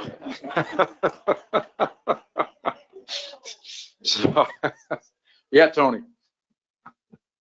Nicola, if you were interested in reallocation, what's the year that you would like to see that reallocation go into effect? Because it wouldn't be if we revisited that at the annual meeting, we couldn't do that for 2027. It would be 2028 at the earliest. Is that fair? Okay, just wanted to confirm. Okay, so this is where we are now. We are going to do the FMP review by email. We are putting off any action on commercial quota reallocations until 2026. That brings us to item number 8, which is consider plan development team direction to the Chesapeake Bay, on the Chesapeake Bay. And I believe we can go right to the board on this one. James, is there anything you have? Okay, James has a couple of slides to put up here, and then we'll go to the board on this. Thank you, Mr. Chair. I have a very, very quick update, just to provide a little bit of background. So at the summer meeting, the board tasked the PDT with developing a white paper of options for distributing the Chesapeake Bay cap more evenly throughout the fishing season, with the intent of providing drafts of those options at the winter meeting in 2026. So far, the PDT membership has been approved by the board, as it'll be, next slide. That'll be on the slide. We have not met yet and are still working on finalizing confidential access for each member to all the Bay jurisdictions, including NOAA Fisheries Southeast region, so that they can do their work with the landings information. So that's what's happened so far. That's the brief update, and I can take any questions, or if we can accept further direction from the board. Thank you. Okay, are there questions for James, or is there further direction? I see a question from Emerson Hasbrook. Thank you, Mr. Chairman. Based on the motion that we just passed, we were going to have a 20% reduction for next year, and we're not sure what we're going to have in subsequent years. We'll decide that a year from now. If we're going to be talking about the Bay catch, do we need, I would suggest that we have a discussion about reducing the Bay cap comparable to whatever we reduce the TAC. Thank you, Emerson. Yeah, I mean, that's where we're heading. Once again, to reiterate, the TAC did not include the Bay cap. So that whole discussion we had about the TAC did not actually touch the Bay cap. And that is something that I think is a big concern to Maryland, and Lynn, you would like to speak to that. I would, Mr. Chairman, and I really appreciate the time and the opportunity to address this again with the board. This is a very important issue to Maryland, and I thank you, James, for the update of where we are. Last summer, we did ask for a white paper about the Bay cap. I do want to back up a little bit for everybody and just describe again the fishery that we have in Maryland. We have a very small Menhaden fishery that is primarily pound net. These are stationary gears that sit in shoal water. They are, for the most part, manually fished. The fish come to the nets. We do not pursue the fish. And for that reason, the nets are in a way an index of what is within the bay, and the pound net indices have been used in the past as part of our stock assessments. What is harvested, the Menhaden that are harvested in our pound nets support our iconic and culturally important crab fishery. We have talked a lot about socioeconomic impacts, and I want to be really clear about the social and economic impacts we are seeing in our communities that rely on Menhaden harvest to support our crab fishery. We are not seeing Menhaden. We have a failing Menhaden fishery. In 2024, we barely cleared 1 million pounds. This is a fishery that used to harvest somewhere around 10 million pretty easily. In the last 3 years, we have not seen harvestable fish. We have seen the little fish. We have seen them, but we haven't seen the big fish. So against this backdrop, last spring, we were presented with the precautionary Chesapeake Bay Management Work Group report, which was an excellent piece of work. We saw data that we hadn't seen before, and one of the things that we saw was intensive fishing pressure in the northern part of Virginia in the midsummer, which would be the time when our nets should be catching. And so again, I want to be really clear that we are not trying to single out a single cause. The Bay is under an incredible amount of stress right now. Things are changing. There are multiple causes to what we're seeing, but in our minds, we have been waving our arms.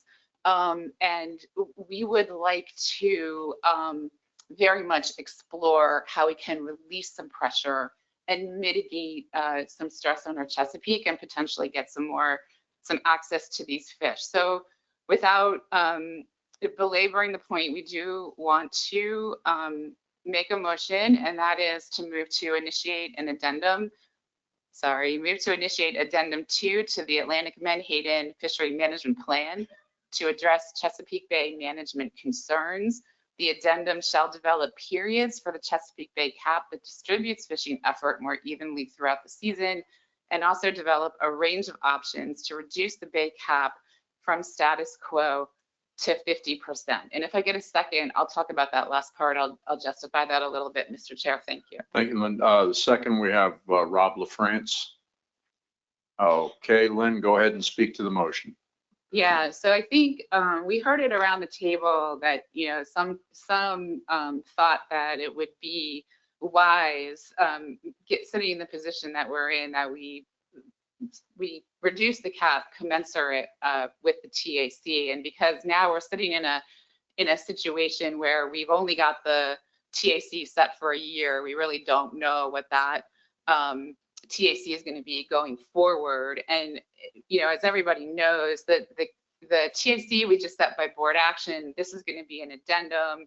I'm assuming we'll get something back for comment for the board to review in the winter, and then we will, something will happen in the spring in terms of finalizing the addendum, but we won't know we won't know how to reduce that cap because we don't know what the TAC is going to be going forward. So the idea there would be for the PDT to come up with options to reduce the cap that they feel could be commensurate with the TAC reductions, if that made any sense at all. Thanks. Thanks, Lynn. Just so I'm clear, I know we've been hearing talk about linking the cap more directly to the TAC, like as a percentage, but this would just be taking the current TAC, the current cap and reducing it up to 50%. So still the cap would be separate from the overall TAC. Okay, thank you. Rob LaFrance, as seconder. I just want to support this motion primarily because we had a working group report and we started looking at this issue. And last meeting, we talked about pulling together a PDT. I think what Lynn is putting forward here is putting a finer point on that after the vote we had today on the TAC. My sense is, again, we would be able to kind of pull out all this information and understand the Bay Cap better. And I think the PDT is the expertise that we've been looking for to do this to help inform the board. So again, I support the motion. I think it's a place we need to go. Thank you. Thank you, Rob. And now let's open it up for discussion. Can I see hands of those in favor of the motion? And I'm not seeing any. Can I see hands of those opposed to the motion? Joe Grist, go right ahead, Joe. Thank you, Mr. Chairman. At the beginning of this meeting during public comment, we heard about the Science Center for Marine Fisheries is going to be doing a study. We also, many of us received an email last week, surprise to a lot of people. We got 5 renowned fishery scientists of impeccable integrity who are going to be looking at this very thing and looking at what it would take to do a science-based cap. The cap is not science-based. It's based on whatever the whims of the board is. And it hasn't changed for a number of years, even though the TAC has gone up and down, the Bay Cap hasn't changed. It's been steady. There's no causation for this. So we have a group of scientists who we all know, we've all received work for, we've all respected, that are going to work on this issue. Our PDT wouldn't even have to do the work. Someone else is going to do it for us, and it's paid for. So why not wait and let the scientist come up with the answer instead of us sitting here and trying to do it piecemeal, and then their results come out and we go, oh, we either got it right or we got it wrong. And that's not a risk I'm willing to take. Thanks, Joe. Next, I have Dennis Abbott and then Allison Colden. Yes, thank you, Mr. Chair.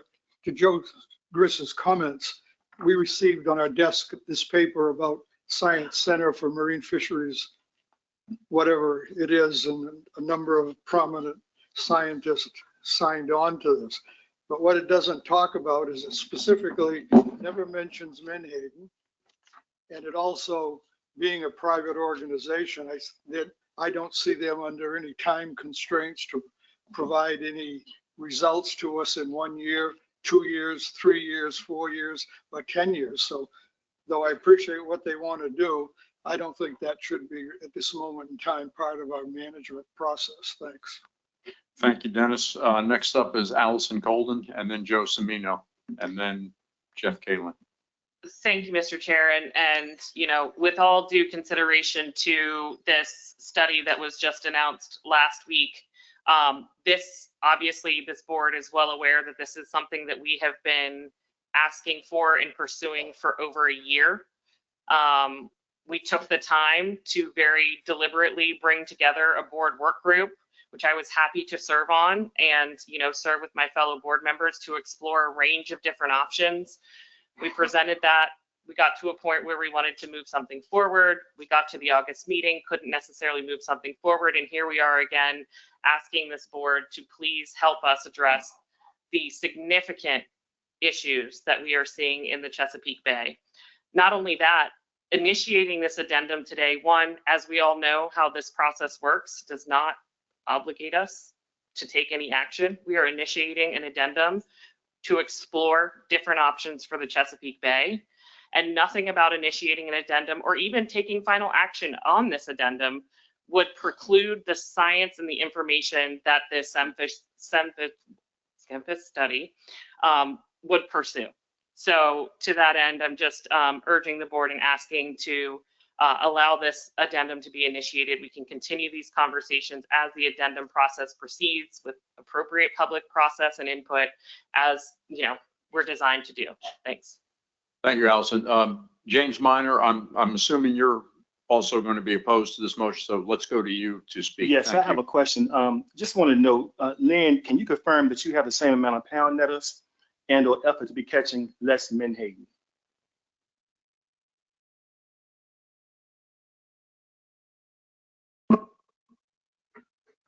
I believe the answer to that is yes. Yes. Follow up, Mr. Minor? I'm good. Thank you. Okay, we go to Joe Semino. Then I have Jeff Kalen and then Marty Gary.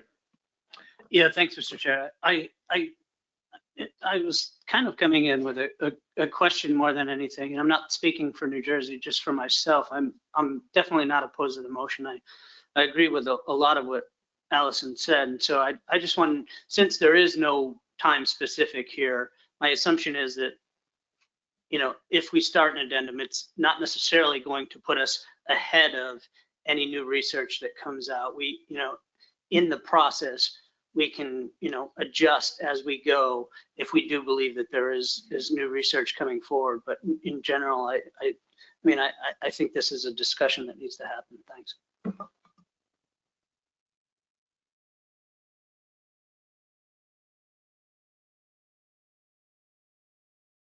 Okay. Next we have, I'm sorry, Joe, was there a question there? Yeah, I guess it's just to the time certain. If there isn't, and it's just that we're going to begin working on something with no time certain. This isn't for, you know, the annual meeting in 2027, so, you know, or 2026. Then I think I personally could support the motion. Again, I'm not speaking for the state. There is no time certain in the motion. I don't know if after we vote on it, if somebody would want to set one, but as of right now, Lynn, correct, there's no time certain on this. Okay, great. Next up, we have Jeff Kalen and then Marty Gary. Then Nicola. Yeah, thank you, Mr. Chairman. I just wanted to respond to Dennis's questions. If you take a look at the handout, you'll see a list of companies that have been involved with the Science Center for Marine Fisheries for the last 11 years. It's an industry university partnership that's supported by the National Science Foundation. And we went down that road because we had a lot of trouble with the veracity of industry-funded research being minimized because it came from the industry. We work with the National Science Foundation. This project was just funded. The meeting just occurred in Annapolis a couple of weeks ago. We've been at the table for 11 years with NSF doing applied research. So this project will be available within the next calendar year. They're going to go to work. The money's been funded. It's a $60,000 project, which was funded by this collaboration of industry people that have been at the table with NSF for 11 years. So that's who SEMFISH is. And I'm sure you've heard of it before. I think we have a lot of integrity with that process. We have two host institutions, VIMS being one, and the other being the University of Southern Mississippi. So the track record is very, very good. And we're very proud of the work that has come out of SEMFISH. And we were happy to do this because this issue has been sitting around for so long. We felt that it needed a scientific review. And personally, I'm opposed to the addendum myself. We haven't really figured out where we are as a caucus yet, but I think we should wait and get that information. We don't have the white paper yet, which we talked about earlier on the direction of the Chesapeake Bay. So two things. I wanted to talk about SEMFISH and what we've accomplished there. And the second thing, I'm saying, I think this addendum motion is premature and I'm personally opposed to it. Thank you. Thanks, Jeff. Eric, is there anybody else who has a question right now? I think I have Marty, Nicola, and Adam in the queue. Did you guys have comments or was there either of you just have a question? Okay, so Adam, you have a question. I'll go to Eric first and then to Adam on questions. Yeah, thank you, Mr. Chair. And I agree with Mr. Kalen. We've all seen work by Skemfis already through the Mid-Atlantic Council, and they do fabulous work. So, well, my question is, the last two lines of the motion says a range of options to reduce the bay cap from status quo to 50%. I'd like to know if that means from status quo directly to 50%, or is it status quo up to 50%? Okay, thank you. And then a question, yeah, yeah, up to. So can that be added or does that have to be added with a motion? Why don't we, is the board good with just putting the word up in there so it's clear? Okay, sounds that way. Oh, right. So Adam, go ahead with your question.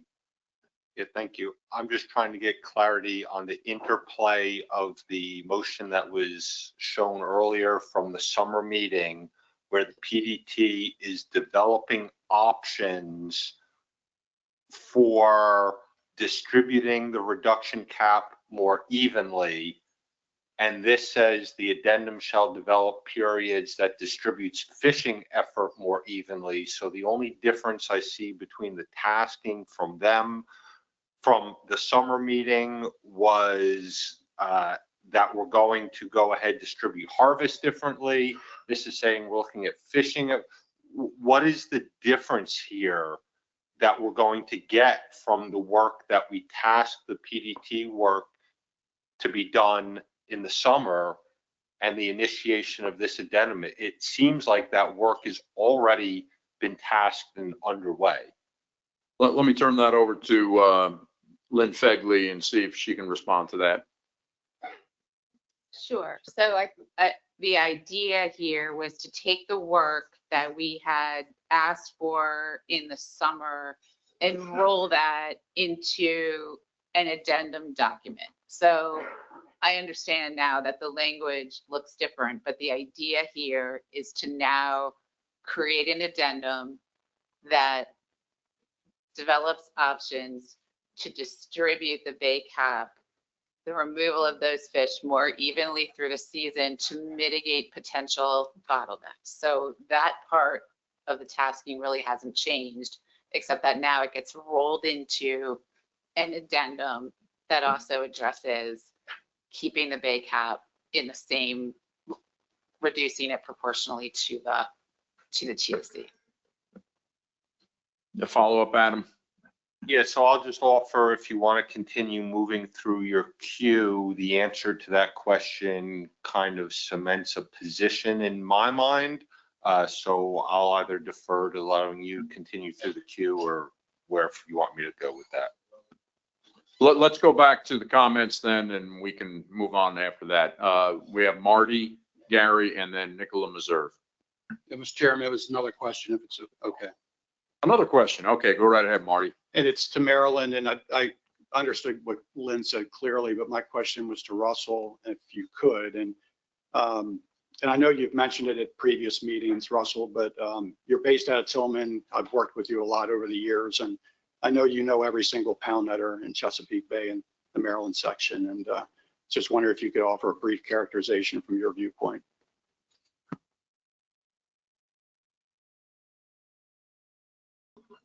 Marty, I'll be glad to, but my voice is shot. But our pound netters in Maryland have caught 0 fish this year, none. We have Robbie Wilson at Tillman. I spoke to him Thursday, and his rig caught 1 bushel of Menhaden, 4 inches. The average fish 4 inches. That's all he's caught this summer. Also, Burl down at Oberzon, they haven't caught enough fish to sell. So we're in a bad position in Maryland. I'm sorry for my voice. No problem, Russell. Thank you for that information. And now we move on to Nicola Meserve. Thank you, Mr. Chair. I support a lot of what is in this motion. My concern with it, however, is that it doesn't address any reduction to the Bay cap for 2026, is my understanding based on the timeline that's presented. This is a normal addendum process, and so we have taken action to reduce the coastwide quota affecting all the states by 20%, but we're not taking a commensurate reduction in the Bay cap for next year. So that is a concern with it. I think I can get past that. However, I did like what you brought up, Mr. Chair, the idea of linking the Bay cap more directly to the TAC, such as setting it as a percentage so that we don't always need an addendum to react quickly to a change in the TAC. Addendums also take up a lot of commission resources. And, you know, another way that the Bay cap could also be adjusted commensurate with changes in the TAC would be through specifications. You know, we do that for the TAC affecting all the states, but for some reason we can't do that for the Bay cap. And I'm not sure I understand why that is. So I think I'd like to amend the motion, and I'm sorry, I'm going to have to do this a little bit on the fly because my prior motion that I submitted is not quite going to work now, but move to amend to add setting it as a percentage of the TAC or allowing the Bay cap to be set via specification.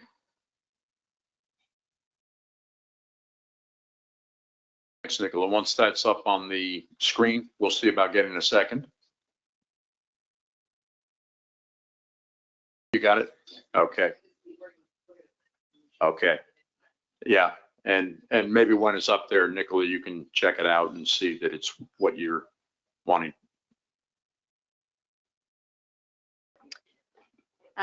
Move to amend to add, in quotes, setting it as a percentage of the TAC.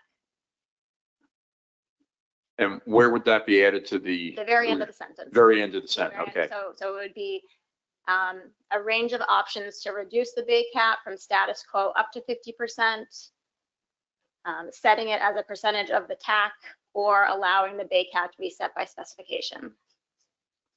That's how it would read altogether.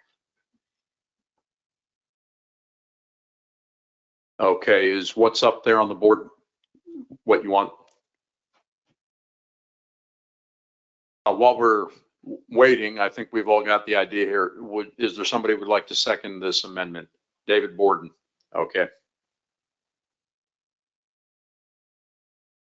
If that's acceptable, Nicola, would you please read that into the record? Move to amend to add after 50% and set the Bay cap as a percentage of the TAC or allow the Bay cap to be set by specification. Thanks. So we have a motion and a second, a motion to amend and a second. Do we have comments on this new motion? Nicole Costa? Yeah, I just had a clarifying question to the maker of the motion. The way the amendment reads is that it would be a percentage of the TAC or be set by specifications. Is that the intent, or did you want to allow for both? I was envisioning it as or an addendum could set the Bay cap as a percentage of the TAC, and so each time the TAC changes, the Bay cap would also change. You wouldn't need further addendums. Or as an alternative, the Bay cap could be set via specification, thereby also alleviating the need to have an addendum each time we change the Bay cap. Does that answer your question, Nicole? Okay. Lynn, you had. Yeah, thank you, Mr. Chair. And, you know, I really appreciate the intent behind this, but I think we need to be extremely careful here. And I don't think that I could support it because of comments, you know, the point made earlier by Mr. Kalin across the table. You know, we are, I think in the best case scenario, in several years, we are going to have a science-based way to estimate this cap. We have been waiting for that. We have been waiting for that and waiting for that. And so I would, rather than get in the business of tying the Bay cap to specifications, I would rather get through a public process that is an addendum And I would, in my mind, the cap there, it should be until we have a new stock assessment or until we have the science to tell us how to appropriately set that cap. I get a little worried that it's, this is a lot that we've thrown out there. And speaking of instability, this just concerns me a little bit. I think I'm more comfortable with the addendum process. Thank you. Lynn, are you saying that you're just opposed to the allowing the cap to be set by specification or the entire amendment? I just misspoke. I'm just opposed to the amended motion. Okay, to the entire amended motion. Correct. And I hope, yes. Got it. Okay, so anybody else would like to speak to the amendment to the motion? And I'm not seeing any hands. And so just to be very clear, what this amendment would do is, in addition to what Lynn, just so I'm clear, because I'm trying to think out loud here. So what you've said is just to reduce the static bay cap by either 0 status quo or up to 50%.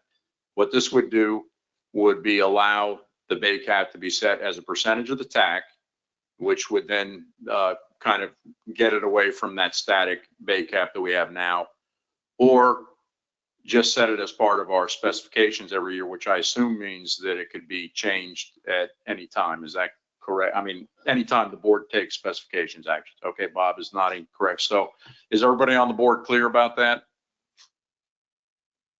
Okay, great. In that case, why don't we caucus then, take another 3 minutes work? Okay, here we go.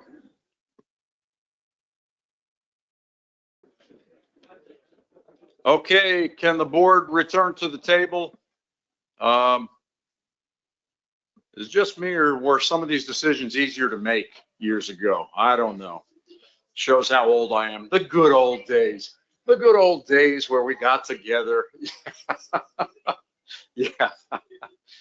Okay, we have an amendment on the floor to a motion, and we've had a caucus here, and so I believe it's time for us to take a vote. So those in favor of the amendment, please raise your hands. Okay. Rhode Island, Massachusetts, Connecticut, North Carolina, New Hampshire. Hold on. All right, those opposed, please raise your hand. New York, New Jersey, Pennsylvania, Georgia, South Carolina, Virginia, Potomac River Fisheries Commission, Maryland, Delaware. Okay, the motion, abstentions.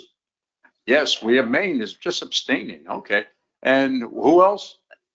NOAA Fisheries, Fish and Wildlife Service, Maine, Florida. Holy camole, that's a lot of abstentions. Nulls, do we have null votes too? Okay, we don't have any nulls. All right, so what's our final tally, James? Okay, motion fails 5-9 to 4-0. Okay, I think from discussion, I don't think people were opposed to what Nicola's idea was, more that just the original motion fits in better with where Maryland wanted to go with this. And if there's no further discussion on the main motion, is the board ready to vote? Do we need to caucus? Are there any further comments that need to be made? Okay, not seeing any. Oh, Adam Nowalski. Yeah, I just want to make a comment here, Mr. Chairman. And that comment is that I think, first off, I want to say I am very concerned about what I'm hearing about Maryland's issues here. I am 100% confident that there's a very real issue here.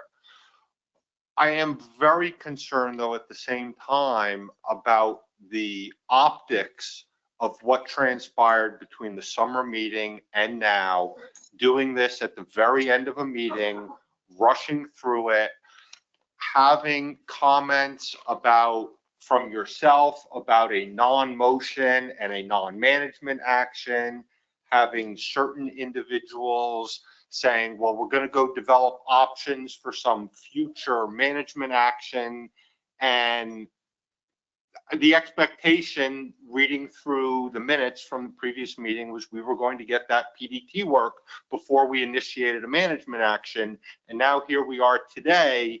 We initiated options, a previous meeting, we haven't seen them yet. Now we're going to initiate the management action. I'm just really concerned about the optics here. I'm going to put that on the record. I'm not going to take any other action with it, but I just wanted to put that out there. Thanks, Adam. I'm sorry if I've confused things worse, but I think the board understands that what Maryland is proposing here, once again, Lynn, this is different than what was agreed to at the summer meeting, correct? So the tasking to distribute the fishery, so whether we're talking about harvest or effort, the tasking really, in my mind, isn't changing from the summer. So what we want to do is take that conversation we had at the summer meeting and take what we were looking to have in a white paper and roll it into a single addendum with options for the big cap. It's a single addendum. Okay, is the board clear about that? Are there any further questions or comments on this? Not seeing any. Does anybody need to caucus? Not seeing any. Why don't we see if we can do this the easy way? Does anybody oppose this motion? Oh, what's that, James? Oh, Virginia does oppose. Okay, I'm sorry. Gee whiz, how could I forget? Okay, sorry, I'm getting ahead of myself here. Let's go to the public. Are there comments either in favor or opposed to this? I see in the front row here, and sir, you're opposed to this motion? Okay, come to the mic and you have 1 minute. And then, sir, are you in favor of the motion? Okay, then you come up after him. And once again, state your name and your affiliation. Thanks. Hi, my name is Ben Landry, and I'm with Ocean Harvesters. I think it's clear to everyone that this is not, you can change the name of it. It's a Ocean Harvesters cap. It only applies to the reduction fishery. You can mask it in any way. And, when you have, dozens of fishermen in the back, and there's just such a callous conversation about let's hurry up and figure out how we can cut their harvest in the bay. It just sets a really wrong tone, particularly when you hear from the Maryland delegation talk about how they need more fish for their pound netters. And listen, if that's a concern, then we should have a discussion on that. But it's a little hypocritical to say my pound netters need more fish, but let's hurry up and cut it from the reduction industry. Bait fish or fish caught by pound netters are no more or they're not less ecologically important than those caught by the reduction fishery. And I think it's kind of an indictment, I guess, on the entire bait cap. But thank you for your time. Thank you, Mr. Landry. Okay, and next up, speaking in favor of the motion. Yes, thank you, Mr. Chairman. Will Poston, I'm with the Chesapeake Bay Foundation. I'll focus on two main pieces. There was a lot of discussion about the SEMFIS study, and I want to clarify based on my understanding. This is not giving us action. It's not giving us anything new. It's designing a plan to move forward. We are years away from a scientifically defensible ecosystem-based bay cap. So I think that needs to be, recognized by this board. And secondly, just think about the decision we just made. We made a lot of sacrifice in favor of the socioeconomic impacts and are not addressing the grave concerns that we have in Chesapeake Bay around a struggling ecosystem. This is an opportunity to explore that and address the stress that we're seeing in Chesapeake Bay and provide management alternatives to alleviate stress. And again, this is a cap. This is not reducing prosecutable quota by the fishery. Thank you. Thank you, Mr. Poston. Okay, back to the board. Any final comments before we call the question? I am not seeing any, so we're calling the question now. All those in favor, please raise their hand. Rhode Island, Massachusetts, Connecticut, New York, Pennsylvania, Georgia, South Carolina, North Carolina, Potomac River Fisheries Commission, Maryland, Delaware, Maine, New Hampshire. Okay, all those opposed? New Jersey, Virginia. Any abstentions? Any null votes? Sorry about that. So Abstention, just, I was looking around the room. NOAA Yep. Fisheries and Fish and Wildlife Service are abstentions. Null is for. Florida is null. Okay, so our final tally is, okay, the motion passes 13-2-2-1. Okay, and now, is there anything else on that item, Lynn, or does that settle that? Okay, in the interest of time, and because we've all been sitting here for a good long while, James, do you want to address item number 8, and maybe we put that one off till? I have a slide. Okay. Okay. Okay, you're going to bring up a slide? Yeah, I have a slide ready, but Jeff. Okay. Okay, Jeff, you want to bring this up? I do, Mr. Chairman, and I'm sorry that I withdrew the motions in August because the point I was trying to make about the cold water on the shelf and the impact on menhaden fishing coastwide, including in New Jersey, was lost in the discussion because I never made the motion. So these are two motions that I was going to make relative to environmental issues back in August. And again, I'm sorry I didn't make them. So it is a little late, but we can always eat later. That's what you think. I know that's not a populist thing to say, but I want these motions to be considered by the board today. Understood, Jeff. And I think the purpose, going back to where we were in August, was to